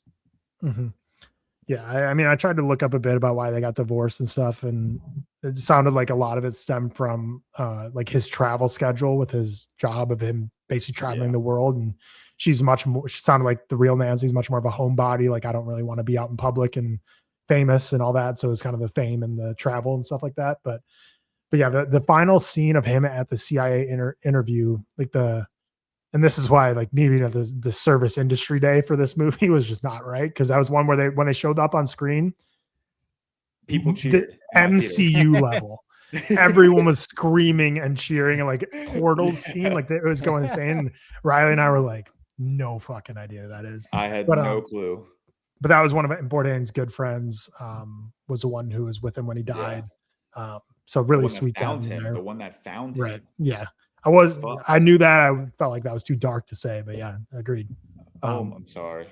No. I just wasn't going to go there, but it's like, which that's a whole nother thing. I'm like, man, this gotta be crazy heavy to be in a movie about your like friend who you found dead. Like, I'm like, I get he probably did it to be like a touching moment, but I'm like, that's a lot of mental and emotional weight to be able to do and put yourself back in that world. And like interviewing a young Tony, like I feel like mentally that would fuck with me. That would fuck me up. Like, yo, the fuck are you, Dominic Sessa? Fuck out of my face. But again, he self admits in this movie like he's someone who deserves to be punched in the face. It's just like over and over again. He just does like the whole restaurant fire, and then him getting back with Sal, Leo Woodall, and like breaking into Banderas's house and stealing money and like starting a charity cook drive, but like they were never going to get that money there. And also, the ending with Leo Woodall's character is a little tropey, but I thought it was cute and fun. Like I feel like you see it so often in movies where there's like a bad influence where like they're kind of at a distance looking at the guy they're with, and they're like, oh, you're going on the straight and narrow, and it's kind of just like a nod, like, all right, okay, I'll see you, and just like walk away. Yeah, exactly. He's like, yeah, you're a good guy now, but yeah, it's so fucked. Like how he's like just so self-destructive. So many things he does in this movie, you're just like want to slap him in the face, like be like, stop being such an asshole, dude. Antonio Banderas gave you everything, man, and you're like crossing him like this. It's just and like you burned his fucking restaurant down. Like you like it's sad to watch, and in a movie, it's obviously more theatrical, and like I said, Matt Johnson does a lot with humor and takes a very serious situation and makes it like funny in senses. But obviously, when you think about like his life, it's like, God damn, man, you're not even throwing yourself a bone here. And it's just, yeah, it's hard to watch in that sense. And this movie is one of those that just makes me realize like people are so much more confident than me in the sense like if I got rejected from the what was it, writing, what was it? Not a scholarship, but Yeah, it was like he was going to like college to like be like a like writer or something and scholarship, get a scholarship. whatever Yeah. it is in writing. Like if I got rejected from that, I wouldn't keep playing into that lie. I'd just wallow in my self-pity for 2 days or something. I don't know. And if someone said like they were going off to a different city for the summer, I'd be like, bummer, never gonna see them again. So Yeah. I really respect like Anthony Bourdain's like confidence in himself, I guess, because that's just not for me, man. Not my kind of confidence. Yeah, because so whenever I watch Secret Life of Walter Mitty, I always say it makes me want to just like book a trip spontaneous and just travel the world. And I feel like that's fine if you want to book a trip and travel. But this movie, I feel like is like almost like not actually dangerous, but kind of dangerous because like this movie really makes it be like if you're an 18-year-old who doesn't have their way in life, just book a one-way ticket to a random city and you're gonna figure it out and things will work out, which it very well might. But this is very much the exception of someone just buying a one-way ticket somewhere, crashing on some local's couch, and like making it work. Never happen, man. Yeah. Would No. never Yeah, happen. 99 times out of 100, you're After on the streets harassing and this screwed. man's employees. No way. Yeah. Yeah, No way. One thing. literally punch- harassing. Yeah. That punch looked rough. Like when he gets punched, that thing Yeah. looked Every brutal. time Leo Not Woodall like he throws a punched like that. punch, it looked like the most aggressive punch in a Yeah. movie I've ever seen. Yeah. One thing I wish this movie, I guess, did more of, and I get it's not like the point of the movie, but I loved the scene where Tony is telling Antonio Banderas' character about the special, and he's like, I want to make something sexy. I want to make something that makes people want to fuck. I wish we got more like moments like that of like Tony, like really like not like sexualizing cooking, but just showing us like how much this like means to him and how much like he finds value in a recipe. And like we got the moments with like him shucking oysters and learning how to shuck oysters, or him like pushing down the potato stuff and like him learning the kitchen. I just wish we got more like moments of him like really like showing us like this passion he is finding for cooking. I hated the scene where he's shucking the oyster and you know he's and gonna you fuck knew it it's up. coming You the whole knew- time. You knew Yeah. it was like one of those like you're watching duct it because you tape, know it's like- coming. The duct tape band-aid that he gives himself is fucking Yeah, crazy. horrible, bro. Just super glue. What are you doing with duct that's tape? insane. Also, What the fuck? it's a very like Thor's hammer type scene of like the potato like through the slicer or whatever. How hard do you think that actually is? Not hard at all. I need to understand how hard think it's slicing hard at potato all. through like a apple slicer is. Or Yeah, but fry Dominic, slicer. Anthony Bourdain is skinny and scrawny as fuck at that That's fair. age. That's Yeah. fair. That's fair. But one thing that absolutely is valid about kitchens is that like the hot pan thing, like Oh, yeah. like people who are chefs like can straight up just grab a hot ass Yeah, pan. They aren't like, same as just like a lot of like mothers, grandmothers cook all the time. They'd be grabbing just hot ass stoves out of the oven. They aren't even phased. And if you grab it, you're like, I'm getting 3rd-degree burns from the shit. Yeah, that's crazy. I love like being in a kitchen, like kind of the bear type aesthetic. I just love being in the kitchen. Would never want to be there myself. Never. Would get way too much anxiety in that thing. But I love being a fly on the wall. And I'd love to be in the kitchen watching, but not like being. couldn't work. As soon as I get yelled at on, Yeah. I'm like, all right, you don't have to yell, and then they yell again, and I'm crying and leaving. And You like, Have you guys seen the final season of The Bear yet? I've No, watched yeah. it. I know. This isn't a spoiler or anything, but they just have like patrons in the restaurant like to shadow the kitchen. And I'm like, yeah, I'd want to do that, even though I know everyone around me would hate me because like get the fuck out of here. But like I just love to be like, I want to see this go down. I did Oh, say in my review, like I'm not a shellfish guy. I wanted this movie to make me like foam at the mouth for food. I'm not the biggest food guy in general, but not a shellfish guy, unfortunately. And Not it a big- didn't sway you. Yeah, it didn't sway me a ton. But Oh man, I love the scene of when like what was it, like the tuna or the marlin like shows up on shore and like the whole coast town. They're all like, grab your boats, grab your guns, grab your fish. Like we're going, and they just like storm the beach and get a bunch of fish. I thought that was really cool.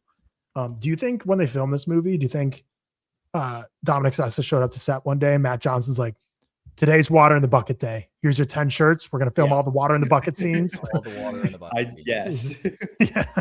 That was so funny. I understand the idea is like he's young and not learning. At some point, you got to set an alarm, or you got to just, I don't know, man. You can't keep getting the bucket in the face. You got to give it up. You got to do something. But then it was so satisfying and funny when he finally woke up early in Bandera. He looked so sad. He's like, damn it, I don't get to throw the bucket today. He woke up. I really wish in that moment Banderas just like still threw the bucket on him. Like I thought I was waiting for him to still walk over with it and just dump it on him and like chuckle as he like walked away or something.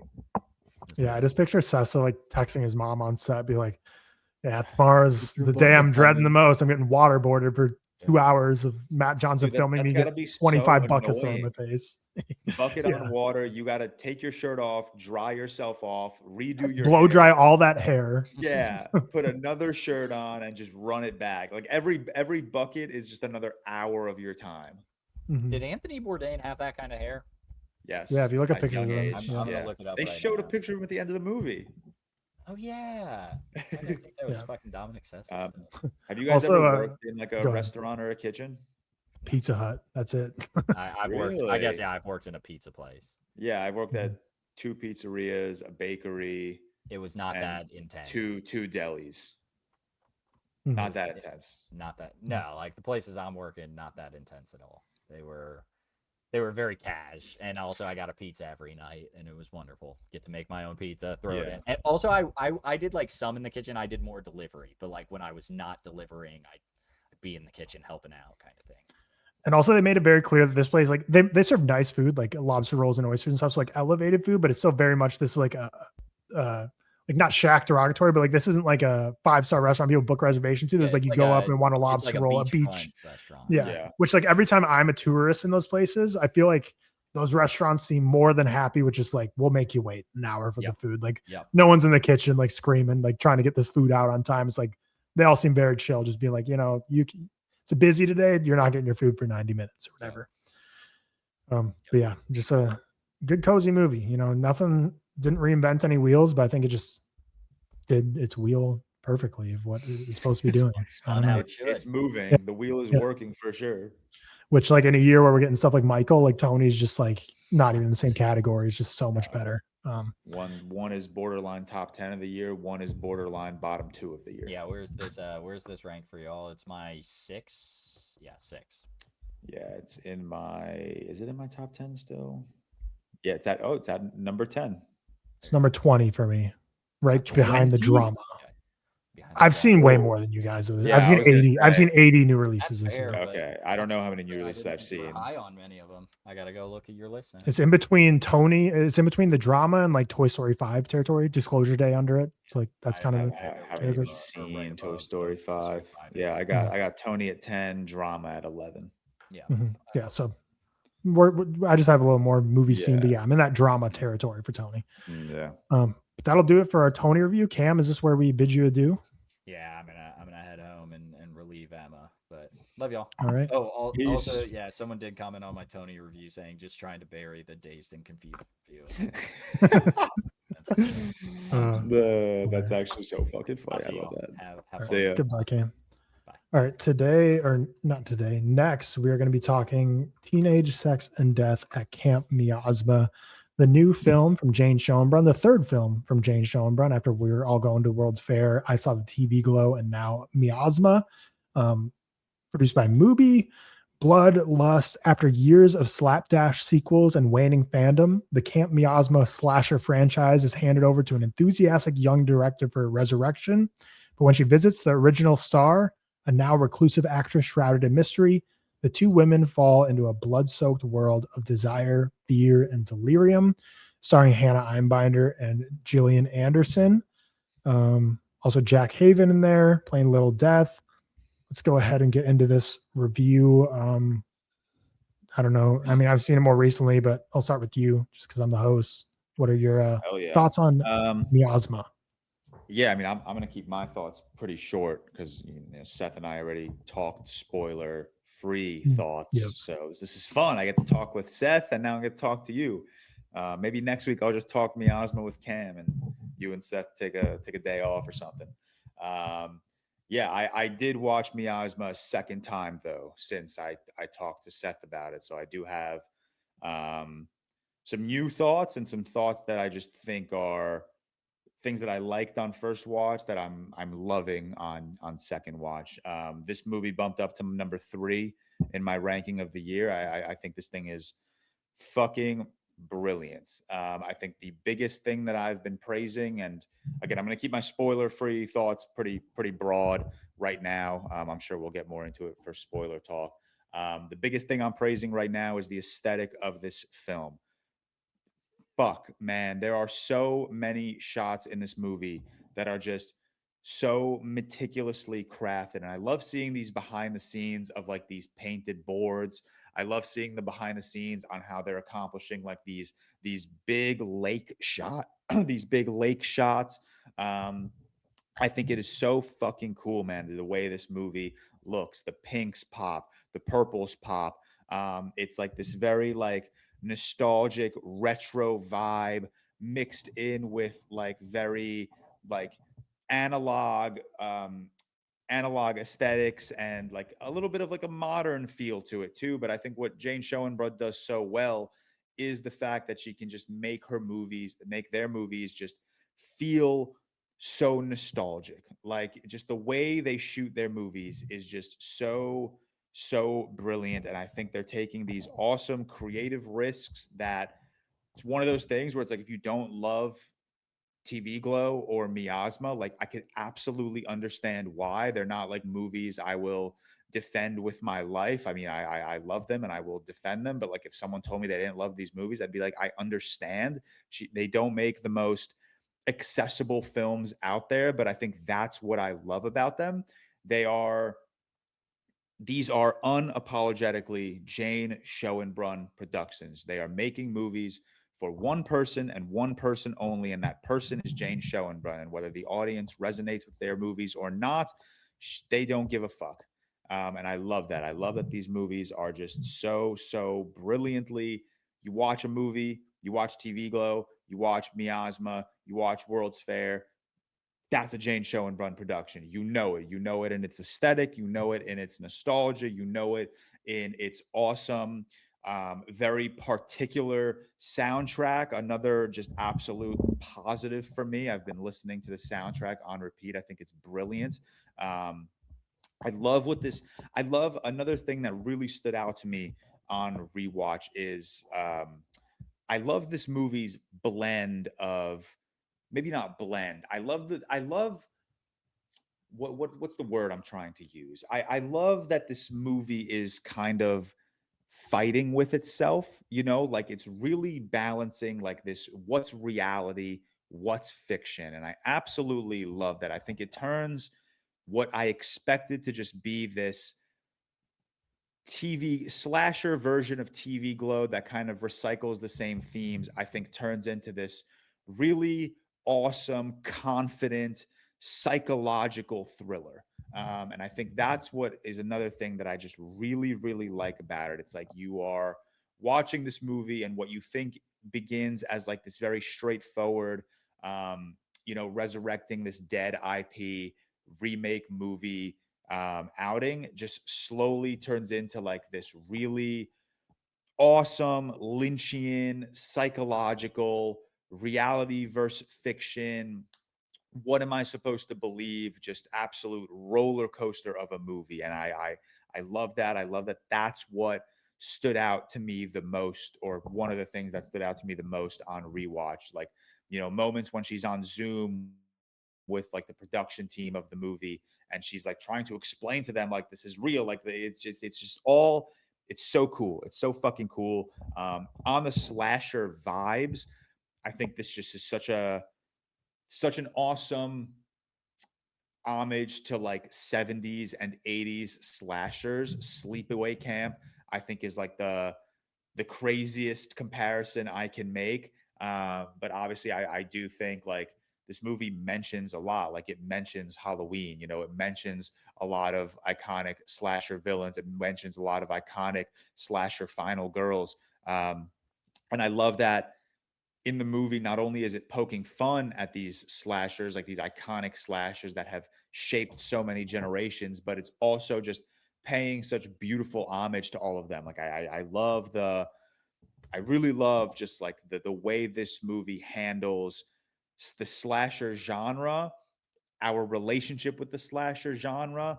I love that we're infusing like these ideas of sex and sexual awakenings through the slasher genre. I think that's very, very cool. And then what I said in my letterbox review that I just want to like re-echo, I think echo is fine, that I want to just echo on this episode is you watch something like a World's Fair, and then you watch something like a TV Glow, and these obviously brilliant movies. I love both of them. I love World's Fair. I know a lot of people haven't seen World's Fair, so if you haven't, please go watch it. It's Schoenbrun's first, and it's fucking fantastic. But what I said in these movies, what in my letterbox review, is that both of those movies, you can feel this really closed off level of vulnerability. You could really feel that Jane Schoenbrun as a person feels trapped. Whereas you watch Miasma, and another thing I love the most about Miasma is you watch Miasma and you could just see the confidence in their filmmaking. Like you could just see how much they've grown from World's Fair to TV Glow to Miasma. And I love that. I say this in musical artists. I say this with filmmakers. I love when you can very clearly tell that there is like evolution in their maturity as one project moves to the next. And I think that's so, so cool watching that in Miasma is you could just tell Jane Schoenbrun is like, she has her ideas, she has her aesthetic, and they're just going to run with it. They're so confident in everything they want to do in this movie. And I absolutely love, love, love that. I'll keep my spoiler free thoughts quick. A little more broadly, I love the surrealism of this film. I love the psychedelic Lynchian vibe of this film. I think it's such a cool aesthetic to blend coming of age with, because it's something very few people I think can like truly relate to and resonate with. And I think the fact that I could watch something about like this, watch something about a movie from a trans filmmaker about sexual awakenings through slasher films, coming of age through this very surrealist lens. These aren't themes or ideas that like I can associate myself with. So I think the fact that I could watch a movie like this, or even watch a movie like TV Glow, which is probably an even more extreme example, and come out of it just so blown away and so in love with everything I watched, I think that is such a brilliant testament to Jane Schoenbrun's writing, to Jane Schoenbrun's confidence in her filmmaking, to their aesthetic, and just how fucking incredible this movie looks. I just think the fact that you could throw a movie like this at me where I cannot relate to 99% of the themes and the ideas being translated in this film, and I could still walk out of it being like, wow, that really got me. Like that really affected me in a very positive way that is going to stick with me for a long time. I've seen the movie twice now, and it's still one of my more anticipated movies of the year because I cannot wait for my third watch of this movie. That is how much this movie has like truly, truly sat with me. And I just think that's such a testament to Jane Schoenbrun, and just how fucking good they are. Hannah Eyebinder is so brilliant. I think she is really, I love her characters. I'll save that for spoilers. I love Hannah Eyebinder in this movie. I think what the journey her character goes on, I just think is brilliant. Gillian Anderson, I think, is phenomenal. Every time she says like Camp Miasma, I just loved it. I loved it. It was just such a fun like 70s, 80s feel to the way she was talking. But yeah, I think this movie's brilliant, man. I really do. Like I said, it moved. I think after first watch, it was sitting at like number 7 on my ranking. It's one of those movies where I think, even though it's not the longest running movie, I think it clocks in at just around 2 hours, maybe a little less. there's just a lot going on in this movie that I think a second watch really like helped unlock a lot of like things I liked, turned into things I loved, things I maybe didn't catch on first watch, turned into things I loved on second watch. So now it's sitting at number 3 on my ranking, right behind the Odyssey and Project Hail Mary. And honestly, it's probably very interchangeable for me and Project Hail Mary. I could see on third watch this being bumped up to number 2. But yeah, this is great, man. This is a fucking movie. Like I hate to just keep beating the fucking shit out of a dead horse, but like you got shitty movies like One Night Only that just look like shit. And then you have a TV Glow and Camp Miasma. And it's like, this shit is possible. Like movies can look like this. Stop releasing bullshit like One Night Only, just movies that look so vanilla and so bland. I want to watch a movie and not know who the filmmaker is and be able to tell you who this filmmaker is based on the aesthetic and the vibe of the movie. I think that is such an important quality of being a filmmaker, when you are so unapologetically yourself. You are so singular to yourself and your voice and your eye for film that I can tell what movie. You watch a Michael Mann movie, you know it's a fucking Michael Mann movie. You watch a Tony Scott movie, you know it's a Tony Scott movie. Okay, you watch a Will Gluck movie, it could be one of 600 filmmakers in the world making that movie. Okay, you watch Miasma, Jane Schoenbrun. That's a Jane Schoenbrun production. Like, this is a real movie. There are real movies and there are fake movies. One Night Only, fake as fuck. It's just not a movie. It's just not a movie. I'm sorry. It's a piece of shit. Miasma, so unbelievably real, bro. Like, how do you watch these behind the scenes of them literally painting a board around a cabin and then see it in the movie? And it's like, oh my God. 4.5. Is it a 4.5? Yeah, 4.5 for you. Hell yeah. Might bump this up to a 5 after this conversation. Yeah, that's kind of like, I kind of came into this between a 4 and a 4.5. I haven't rated it yet on Letterboxd. I saw it 2 days ago now. The aesthetic of this movie, I absolutely adore. There was nothing better than, it was like 102 degrees, walking into the theater, being a little hot and sweaty, getting your concessions, and then going into this movie theater, and just all of a sudden you're in this like blizzardy. The snow is so textured and tactile. Like this aesthetic of this cold, freezing drive and the fill of jackets. You get into this rundown cinema. We'll talk about that more in spoilers. I guess we'll get into specific set points, but I've never seen Hannah Einbinder in anything. I don't think I've seen Gillian Anderson in anything either, but that could be wrong. Yeah, I've never seen, I think Hacks, right? Hacks 2. is like Pale Blue Eye and Tron Ares for Gillian Anderson, I guess. Yeah, so she was in Pale Blue Eye. But yeah, realistically, I haven't seen anything in Hannah Einbinder's, and I know Hacks, like you said, gets rave reviews for. Both of them blew me away in this movie. I think this movie is so Jane Schoenbrun, like you said. Clearly, Hannah Einbinder being a self-insert, and this story being about Jane Schoenbrun, I guess specifically they, as a trans filmmaker, trying to not feel guilty about desire and pleasure, and learn how to fall in love with that side of themselves.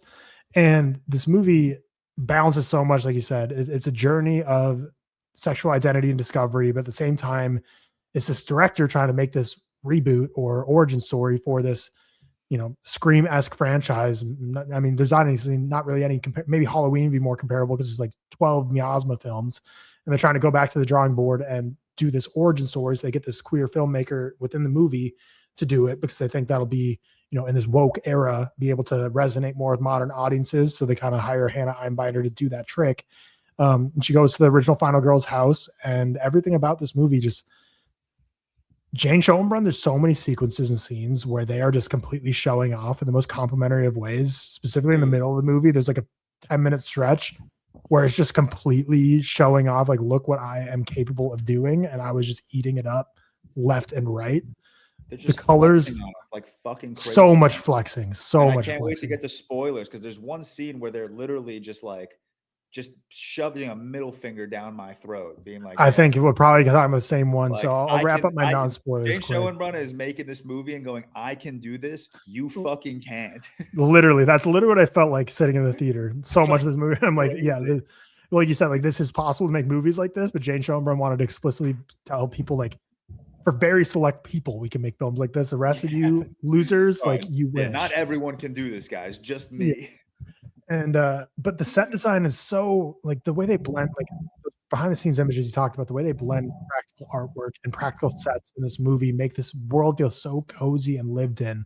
When like there's so many moments of the movie you're seeing things like the lake or seeing things like some of the snow, and you're like, this is obviously like it's like weird to say because like there's so many things I look at, I'm like, I know this isn't real, but not in a way of like this looks bad, in a way of like this is so surreal, and the way they've crafted this practically to make it look purposely artificial looked so great. But like even like the convenience stores, like everything about this aesthetic of this I loved. And this movie is also very meta at the same time of having this director about talking about slasher movies, but also just the Hollywood system that as Jane Schoenbrun has grown in popularity from World's Fair and saw the TV glow. I'm sure they have had a lot of meetings like what go down in this movie where they have such a singular vision for something and executives are just saying the most bone dead things and shutting things down. And it's kind of this filmmaker trying to battle with like, I have this singular voice and I have this vision, but if I want to make money and be kind of commercial, like I have to fall in line with some of these things. And Hannah Einbinder's character kind of has to grapple with that as well, while also grappling with her own sexual identity. But everything about this movie, from the practical gore, colors, the costuming, like just loved it. I love this house setting that they're in for the majority of it. It's so dark and eerie, and you don't really know what's around every turn and what's lurking beneath and what's lurking around. But really, it's just these two central performances are so strong. The care and craft that went into this movie is unbelievable. And the cinematography and the editing too, I was so blown away by. And the sound design, I think, is so incredible from this too. I think this is one that realistically, I don't think we'll get a single Oscar nomination, but this is going to be racking up several ReelTok nominations for sure. And some of the technical categories, as well as some of the non-technical categories, just because everything George said, I echo. It's just like, this is a real movie. And you watch it and you're like, I'm experiencing something so unique and different. And I just want to shout out, like, the thing that's great about independent movies like this is I went to a theater. It was a pretty small room in the theater. Like, most theaters have like 15 screens in them. And like, some of them are huge and some are just like the, couple rows. It was a smaller one, but it was basically like a full theater, full crowd I watched it with. But again, it was like 3 or 4 rows. But I just love going to independent movies, man. Cause like, I could tell this would be the type of movie that a normie audience, and I'm really not trying to sound like an asshole or like an elitist, but like, like people would be walking out or they'd be like, what's going on here? But it's like, I just feel like when you're in a movie like this, where people like go into it, they know what they're in store for. Like, I'm sure everyone in my theater knew who Jane Schoenbrun is and knew what this movie was going to be about. And you could just feel the vibe. Like, I didn't really get much theater reactions, but it's like, you could just feel the aura of the theater. Like, everyone was like locking in, digging it, appreciating what they're seeing, realizing they're seeing a real movie, and not the type that just kind of buys a ticket to a popular movie and like, this is stupid, or this is unrealistic, or what is this, or this is gratuitous. Like, I just felt like the vibe was really good in that theater as well. So had a great time with Camp Miasma. Let's get into spoilers now. Before spoilers, I just want to touch on which you mentioned briefly, the just how meta this movie is. Another thing that surprised me is like, I mean, you know me well, my movie taste. Like, I'm not the biggest elevated comedy guy. I think it's one reason like why like The Invite didn't work for me as much as it worked for like everyone else. And I think going into this movie, knowing just how meta it was going to be, coming out of it and not having been like annoyed with how meta it is, or just like how in your face some of these jokes are, I think that is such a success of this movie. Because one of the first very self-aware jokes this movie makes is Hannah Einbinder, Chris is Hannah Einbinder and Billy Chris is Hannah Einbinder and Billy. Okay. Chris is like watching a quick reel, and out of nowhere, she just goes, I feel like there's about to be a jump scare right now. And I'm not gonna lie, that joke didn't land with me. But once that joke hit, I was like, okay, it's gonna be that kind of movie. This could get annoying quickly. But I actually, as the movie went on, I was like, I think Jane Schoenbrun is really taking care of the self-awareness of this movie, and it's never annoying, and it never, and not that I'm not saying like The Invite never annoyed me. But like, no, I'm trying to think of a different movie you said this for. The Invite is a bad example. No, but I explicitly remember on this podcast you saying this about a movie probably within the past year, but not super recently, where you're like, this movie started doing something and I thought this was going to really annoy me, but it didn't do it as much as I thought it would from the opening. But I can't remember what movie it was, but you saying that is exactly how I felt about this, because that jump scare joke comes quick. And I'm like, okay, this is the type of movie it's going to be. And there's probably 2 or 3 realistically more of those the rest of the movie, which Yeah. is stuff I say in 2 hours, like very few and far between those meta jokes. But like, agree. When I first saw them, like, we'll see how this lands. But Yeah. they really don't go As that it well. went too on, much. the meta nature of this film wasn't, I mean, it was obviously present through the film's comedy, but it was more so present through the film's blend of like reality and fiction, and the fact that, put the spoiler tag on. Spoiler starts now. Spoiler starts now. And the fact that like Camp Miasma in the movie like is real, like that's where the meta comes into play. So it was never annoying because the meta-ness, if that's a word, of the film was never like hyper focused on its comedy. It was more so focused on Camp Miasma, like the film Camp Miasma in Camp Miasma. It's gonna get very confusing saying that. Yeah, because it's what is it? It's like because it's Camp Miasma, but also it's like Camp Tivoli, but it's like the same thing with like different things, but like the same. It gets very confusing. But I think the scene I want to talk about that was like I felt so Little Death is this character that has like this spear that goes around spears people. There's a scene where I felt like it was Jane with the spear just like slashing the audience up, being like, "Fuck you guys!" Like, look at me just like dominating the screen right now, and Dude, that was the whole sequence with Little Death. When you're when you're watching Camp Miasma, dude, what's it's like a one take for so long. It is. It's Sally Shapiro's Anorak Christmas straight into Counting Crows Lone December. Like, bro, just fucking. It was literally like a 15-minute. I mean, that's an exaggeration. It was like an 8 to 10 minute. Almost one take. I think I need to rewatch it to see how many cuts there actually were. But Little Death is just slaughtering people. Like he stabs a dude through the stomach and then bashes that guy on a flagpole. And it was just, it's so perfect because like you're watching it, like the camera cuts from like a POV of Little Death to a shot where the camera is like right in Little Death's face looking at Little Death. And it's cut together so well. And I loved every part of this movie where we are watching Camp Miasma. Like, I think that is so, I mean, obviously by the end of the movie, it's like the teenage sex and death at Camp Miasma becomes Camp Miasma, you know? So it's like, you're always technically watching Camp Miasma, but like when you're first introduced to the franchise and when Billy and Chris first sit down to watch Camp Miasma, I love those scenes. I love the graininess of those scenes. I love the campfires. I love the log cabins. I love the summer camp aesthetic. I love the needle drops. I love that we're never taking Little Death too seriously necessarily. Like the first time Little Death comes out of the lake, like Little Death hits like a pose, you know, like hits like a hilarious pose. And I was like, dude, this is so fucking cool. You know, like when towards the end of the movie, I'm sorry, I'm like jumping around right now, but like towards the end of the movie, when Chris comes face to face with Little Death for the first time, her first words are, "I'm a huge fan." And I'm like, this is fucking hilarious. Like how do you watch this and not love every part of that? Like, oh my goodness. Yeah, it's Little Death, that whole scene of so when Camp Miasma the movie starts in the middle of the movie, when you're watching, like when you're not watching it through a projector reel that they're watching together, where it's like it's just straight up inserted in the movie. It started out by me thinking to myself, like, oh, are we really about to watch like the movie now? And I'm like, wow, I'm surprised it's going this long. And then as it kept going on, I was like, give me this whole movie. Like I just want this whole thing now. Like dude, James Schoenbrun's literally like, hey, I can make a movie that's really good, but guess what? I can make a movie in a movie that's also just as fucking good. And oh my God, man. This movie, which I feel like so often we see movies or TV shows where they're making a movie or TV show within it. And I feel like naturally they're just like, oh, well, like this is just like for the plot moving forward, that we can just like give two seconds of an idea to what this movie within the movie is going to be. Yeah. And weirdly, I think like a movie like Tropic Thunder or something that does very well with that, where like they make a whole trailer package and it's like they actually put care and thought into it. Yeah. But this like, and cool. also you go ahead. You go.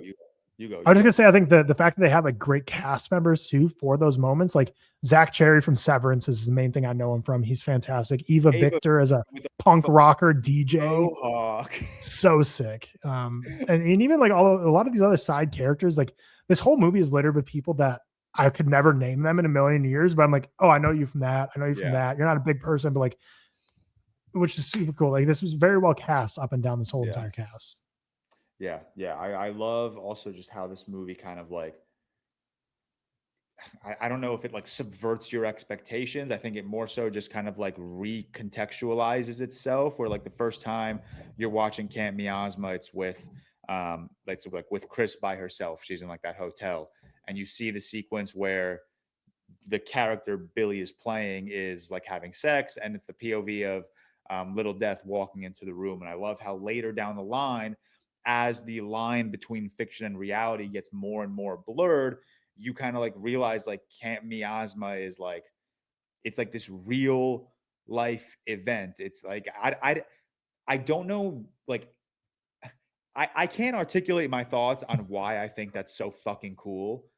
Beyond me just saying, I think that's so fucking cool. Like, I think the fact that like by the end of the movie, it's as if we watched Camp Miasma 7, you know, the movie that Chris was supposed to make, turned into like her reality and her own sexual awakening in the same way that Billy went through this 4 or 5 decades ago. Like, I think this movie kind of makes like this, I'm sure it's very intentional, but it feels like it makes this very unintentional, like full circle moment, you know, where it's like what it needed was just this young, more than likely sexually inexperienced filmmaker with a, like the way they're poking fun of the movie with like this more woke lens to recontextualize Camp Miasma.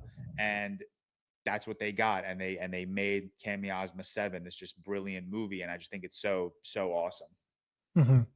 Yeah, and I guess let's talk about the plot a little bit. So we know that she was hired to be a director for this reboot, but we also know that she is in a poly relationship where you could tell the vibes is like she doesn't really want to be poly, but she kind of feels like that's like a safe play. Like she's more focused on her career and doesn't really know sexually and gender identity wise, like what exactly her love life and sex life is going to look like. And you talk about Little Death, which, you know, Jane Schoenbrun said in interviews is like it's a French term, based on the French term for like what orgasm is.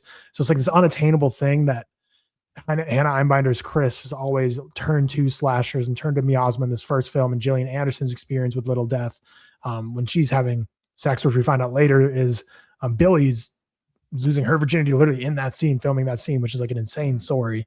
And so it's like Chris has like always had like enjoying sex and enjoying who she is as a person is something that's always felt impossible. And she's just kind of put it aside and be like, I'm just going to bury myself in my career and not think about it, even though it clearly weighs on her and bothers her.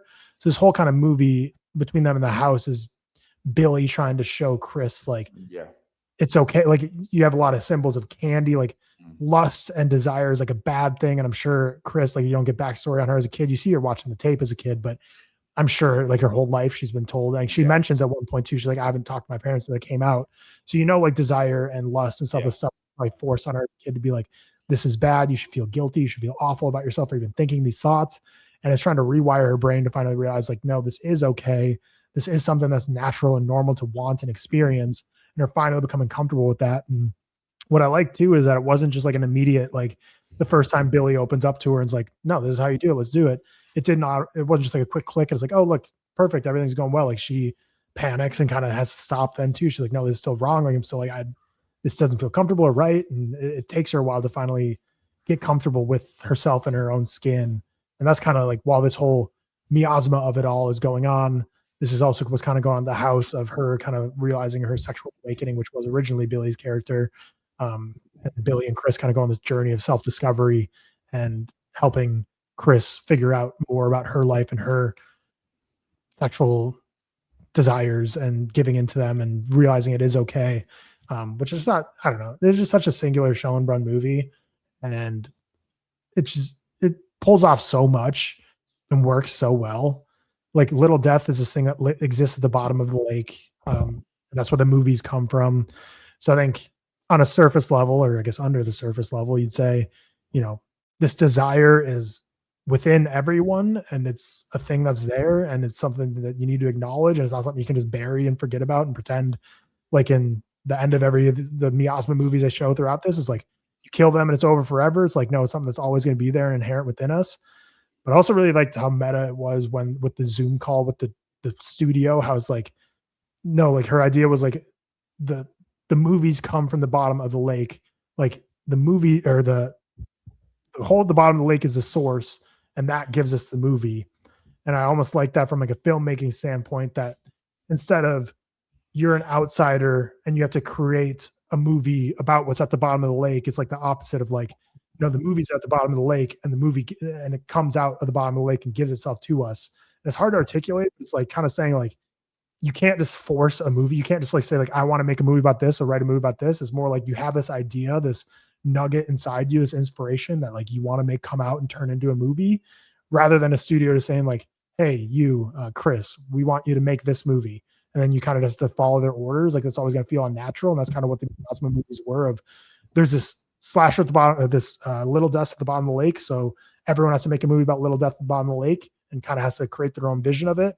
Whereas Chris's idea is more, no, like here's the story, like it's at the bottom of the lake, like it already exists and it's already made. We just got to bring it to the surface and make it see the light of day. So I thought it was not only like an interesting symbol for sex and desire, but also for just like art and making art and where inspiration comes from, as opposed to a studio just saying, hey, make XYZ, go be like a dance monkey and just do what I tell you, rather than using your own inspiration that lives inside you. Just well said. Very well said. It's a great movie, man. It's going to be a 4.5 for me. Number 2 or 3 of the year right now. Yeah, me as well. Just such a good, from the aesthetic to its ideas and its themes and what every character. That's also one thing I love about Jane Schoenbrun movies is you watch like World's Fair and TV Glow and Miasma, and it's like every character, every theme, every idea always has like its opportunity to shine. Like it never feels like anything is like left unchecked. It never feels like anything is just like surface level or whatever. It's just always feels like every aspect of a Schoenbrun movie is just taken such good care of. And I love that. I love that.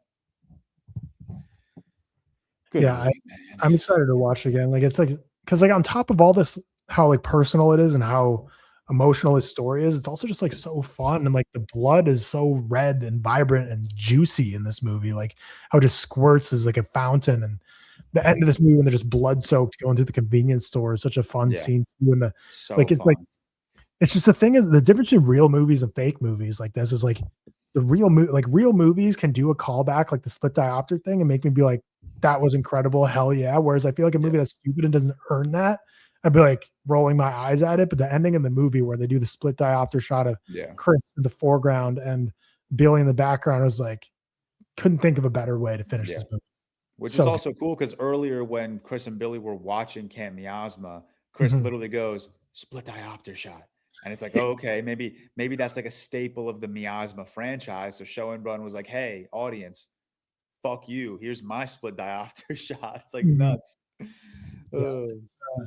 So much. There's just so much. Yeah, I love all, like, I don't want to keep harping on this part, but I love all of like the playful moments this movie has, like poking fun at the slasher genre. Like I love like the classic campfire scene, the camp counselors having like their fun party night before camp arrives and like they get slaughtered. I love like for absolutely, I mean, I'm sure there's a reason, but it was just funny at the end when Chris like strips down to her underwear and is just running around blood soaked. It's like, that's just such a fun slasher trope that I love. Like you have the stupid characters, you have the local that's telling them not to go to this very specific place. You know, like I just love all of the fun it's poking at the slasher genre. And I think it just does it in like a very respectful way. And I think that's so much fun. Also, shout out, what's his name? He's in Mulholland Drive. He's the guy who's the clerk at that store within Miasma. So like, don't go there, you're doomed. Yeah. God, what's his fucking name? Patrick Fischler? Is that it? Yeah, Patrick Fischler. Yeah, that is Patrick Fischler. Yeah. Which I feel like Mulholland Drive is like a very, like obviously the Yeah. Lynchian aspects. I feel like it's very intentional to cast him in this movie, Very. especially because it doesn't look like he's been very active lately. I guess he's in Also, Social Reckoning, but I love that's also like an awesome moment for me in the movie when like that's when it like really starts to blur, when he is at the counter kind of like grayed out, and Chris walks in, and Chris is like, and he's like, where are you going? Where are you guys going? And Chris like looks around. She's like, are you fucking talking to me right now? And it was like, oh, wait a second. It was like, that was like a big, like, holy fuck. Like, this is a lot of like, this is real. Like Miasma is real. And I thought that was just like a very cool moment in the movie, because you saw it when they were watching Miasma 1. Like that was a very obviously prominent moment of Miasma 1, where the girl goes in and the guy's like very aggressively like, do not go there. He almost starts crying. And then like 45 minutes later, that same exact thing happens for Chris. She's now in Billy's like shoes, in Billy's position. I think that's just it's so cool, man. Jack Haven I thought was also great in this, his little death. You get the backstory of like half boy, half girl, and again, just very integral to Jane Schoenbrun as a filmmaker. That's where I also think Jane Schoenbrun is so funny, because like when they're watching Miasma 1, Chris points to the scene and goes, this right here is very transphobic, and Billy's like, shut the fuck up. Like, just watch the movie. Like, I love that, like, through all of like Jane's ideas and themes and like her experience as a trans person, like they're still poking fun at it. Like, I think like that's so much fun. Like, I think that's so like, you have the character of Billy who's like not woke, and like the first conversation that she has with Chris is like, oh, I'm poly, and Billy responds with, I don't think I know who Polly is. And like, I just think that's so funny. Like, yeah, and she's like, it's when you have like multiple partners. She's like, oh, it's like cheating. Yeah, like cheating. Like, it's just so funny, man. Like, Jane Schoenbrun is hilarious. I think, I mean, I'm not going to speak for Jane Schoenbrun, but I think Gillian Anderson, it seemed to me, was like a lot of like her own internal dialogue of like, Jane Schoenbrun is a strong, forceful queer filmmaker, and they want that to be forefront of all their movies. But I feel like Gillian Anderson's like internal monologue of being like, all right, am I being like too forceful here? Like, am I throwing too much in here? Should I like pull it back a little bit? And I just think the conversations were really funny and playful of how I'm sure Jane Schoenbrun in their own head when they're writing a movie is like, all right, is that like too hammer on the nose? Should I pull it back a little bit here? But yeah, shout out Ava Victor as well. Love seeing her in movies. So funny. And I knew Ava Victor was on like the call sheet, because I looked at like Letterboxd. I didn't recognize her when I first saw her. No, she popped on screen and I was like, wait a second. And then like 10 minutes later, I was like, no way. I was like, no fucking way is that Ava Victor. Yeah. Yeah, film though. Yeah, that's all I had. It's going to be 4.5 for me, between 2 or 3 of the year. But I do really want to rewatch it. Like you said, you're already excited to watch it a third time. I'm excited to watch it again. Really fun experience. It's so dense, like spooky season. Like, pull, every time you watch it, I'm sure there's so much more you can pull from, because there's so much going on. It's crazy. I mean, again, I think this is a movie that, you know, especially for someone like you and I, who don't have like a lot of connection to this experience that Jane Schoenbrun is trying to translate to us. I think this is an important movie to watch more than once, just so that you like don't miss anything, because there is a lot going on. Like, I literally just now learned that little death in French meant like an orgasm. I had no idea. So that kind of like recontextualized part of the film for me. So I think it's just a cool movie to watch again and again and again, because it's just so much like, not only am I learning, but I'm also just so wildly intrigued by everything going on. This is going to be a fun, like, cozy up in a blanket mid-October watch. For sure. Yeah, hopefully. Yeah, I wonder. I'm sure movies like this don't stay in theaters too long. I know like The Invite came out in June. It's already out on digital. I would imagine right in time for spooky season, this will get like a digital release at the very least, which would be perfect. But that's our review of Teenage Sex and Death Camp Miasma. 4.5 for me and George, 4-star for Seth. But now we'll go on to trailers and movie news. I didn't get this rundown done until like last minute, but at the same time, I don't think that's the only reason I don't have that much. I just don't think there was a huge trailers and movie news week. Trailer, we got the first trailer for Jordan Firstman's Club Kid. The film follows an underground club promoter whose lifestyle is turned upside down when he must care for his young son he never knew existed. In theaters on November 6th. This movie's getting a ton of buzz out of festivals. So having to come release. Jordan Firstman's a comedian that I'm not familiar with, but I believe this is his debut. And I know a lot of people at a lot of different festivals this played at. This was like their number one of the fest. So I'm excited for that alone. But can't say I know much about Jordan Firstman or this movie other than the trailer, but I know a lot of people. I love it. So I don't know. Did you catch this trailer? Yeah, I did. This is going to be a New York Film Festival release, so I'm very excited about it. Wasn't like really on my radar, if I'm being honest. I know for like the Film Fest folk that I'm going with, like Sophie and Hannah and Kay Meeks. I know they were very much anticipating Club Kid, but I was never really on board with it. My only exposure to him is I Love LA, and he just has like a smaller supporting role. But that trailer came out, man, and I really, really like that trailer. Like genuinely, I think the Ethel Cain needle drop is moving me, but I just even beyond that, just as a whole, I think I was just very surprised by what I was watching in that trailer. For sure. We also got a new trailer for Brian Duffield's Whale Fall, the film that follows a scuba diver gets swallowed. The scuba diver being Austin Abrams by a sperm whale, and only has limited time to escape. In theaters October 16th. People are excited for this movie, man, and I don't get it. I'm not excited for this, man. You're not excited for a movie about a dude that gets swallowed by a whale, bro? The Fall 2 trailer moved me more, honestly. Gonna be honest. When I saw the Fall 2 trailer for Miasma, I was like, "Fuck yeah!" I need to watch the Fall 1, but dude, you don't. It looks so fun, man. This looks like such a stupid movie. This is gonna be a great time in the theater with like all my boys and Sophie. Like this is just gonna be a fun. We're gonna laugh at each other the entire time and point and laugh at the screen, and it's gonna be funny.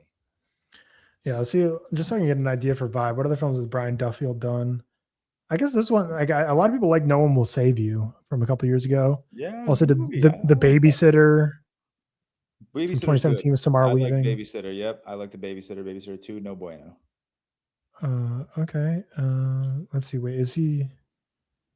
So he's only directed Spontaneous from 2020 and No One Will Save You. And then he was a writer on a bunch of other things. So, okay, a little promising. We got the first teaser trailer for Zack Snyder's next film, The Last Photograph. The film follows a man searching for his missing niece and nephew with the help of a photographer. A 20-second trailer and 5 seconds of that was slow-mo. It literally got slow-mo. And I was waiting for the whole time, and I was going to be really disappointed, actually, if it wasn't in there.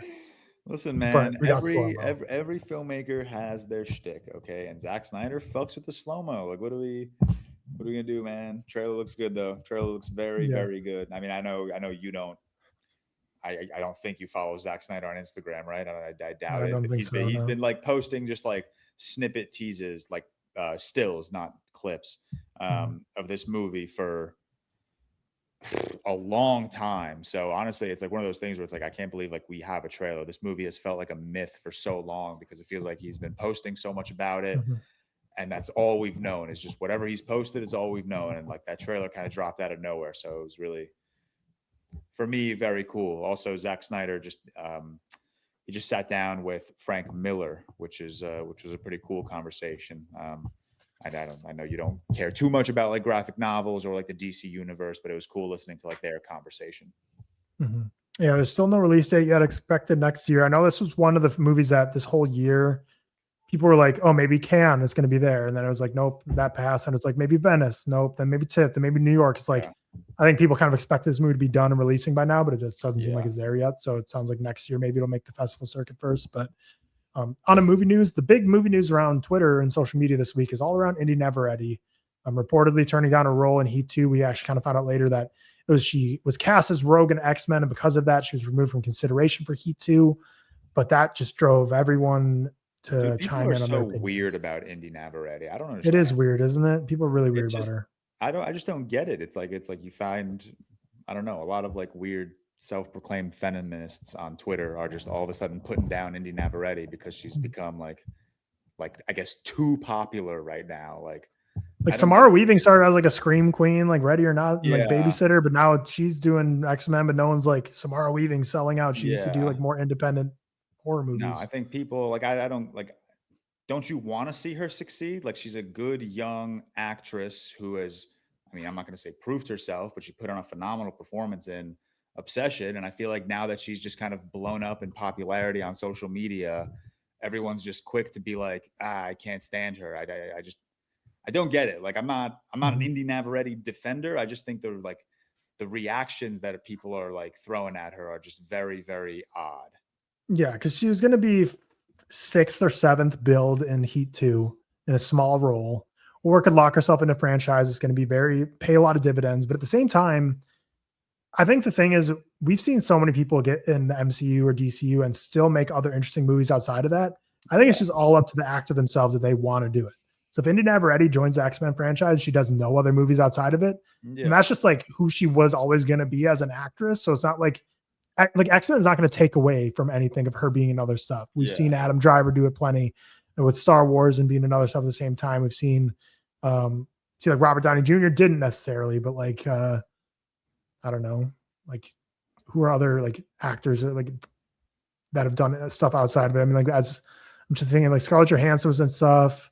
She's like did like Jojo Rabbit. She did Like Marriage Story. Carmi. She did Asteroid City, Yeah. and it's just like I think it's just up to the actor and what they want to do. Yeah. And maybe if you are like an RDJ where you're like the main guy of the franchise, it's harder, but she's going to be the one of 6 X-Men, and X-Men aren't even be in everything. So I don't know. I think it's not going to take away from her being in any cool, interesting stuff. And I'm excited to see her as Rogue. I think it'll be fun for her to take that big next step. So we think it's cool. I think people are being weird about her. The next Pirates of the Caribbean movie will reportedly focus on the main character played by Margot Robbie. Johnny Depp as Jack Sparrow would be a side character in the film, but still in the film. How do we feel about Pirates? Do we need any more Pirates movies? I've been checked out of Pirates since whatever the 4th film was. I think Seth also holds this opinion. I think the original Pirates trilogy is fucking incredible. That for me is a 5-star, a 4.5 star, and a 4.5 star trilogy. Gun to my head, I couldn't even tell you what the next 2 are called. On Stranger Tides is one of them. No idea what the other one is. So I'm kind of fully checked out of Dead Men Tell No Tales. Yes, Dead Men Tell No Tales. I'm gonna be honest, I'm kind of fully checked out of like Johnny Depp right now, honestly. Like Ebenezer's I'm the not same moving way. me. Yeah, Ebenezer's not really moving me. It's like the Johnny Depp of it all, of this movie aside, I still don't think I'll ever be excited for another Pirates movie. In the same way that I'm not excited for like a Star Wars movie, unless they like, I don't want Gore Verbinski came back. Right, but I'm not saying I want them to reboot the original. I'm just saying like give me a story that's like not in the Jack Sparrow of it all universe. Like just like with Star Wars, like give me something outside the Skywalker era, and I'm like that's interesting, that's new. Give me something different. For this, like cool, you're focusing on Margot Robbie's character, new people, but like Johnny Depp's still there as a side character as Jack Sparrow. Like it's still going to be a Where's Jack Sparrow type of movie. We need to move on. Jack Sparrow's a very cool character that has beyond run his course. Like it's time to let him go. Yes, agreed. The Jimmy Olsen series is officially titled The People vs. Gorilla Grodd. The series follows Jimmy Olsen investigating if Gorilla Grodd was wrongly convicted of murdering his father, the king of Gorilla City.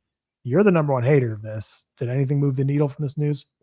Not really. Like we knew it was coming. We knew that James Gunn had ideas to make a Gorilla Grodd TV show. I don't think anyone thought it was going to be like a true crime mockumentary from the creators of American Vandal. So I think at the very that excites least, me, Lace. Yeah, that excites me. You know, I remember watching American Vandal in college with all my boys, and like we very much enjoyed something like that. Do I give a fuck about Jimmy Olsen and Gorilla Grodd? Absolutely not. I think Gorilla Grodd potentially, depending on the direction James Gunn takes these stories, is a cool opportunity to introduce a Flash into his DCU. I think that's a very awesome like potential. I don't know if that's going to be the case. I feel like if that were the case, we would have heard something about it.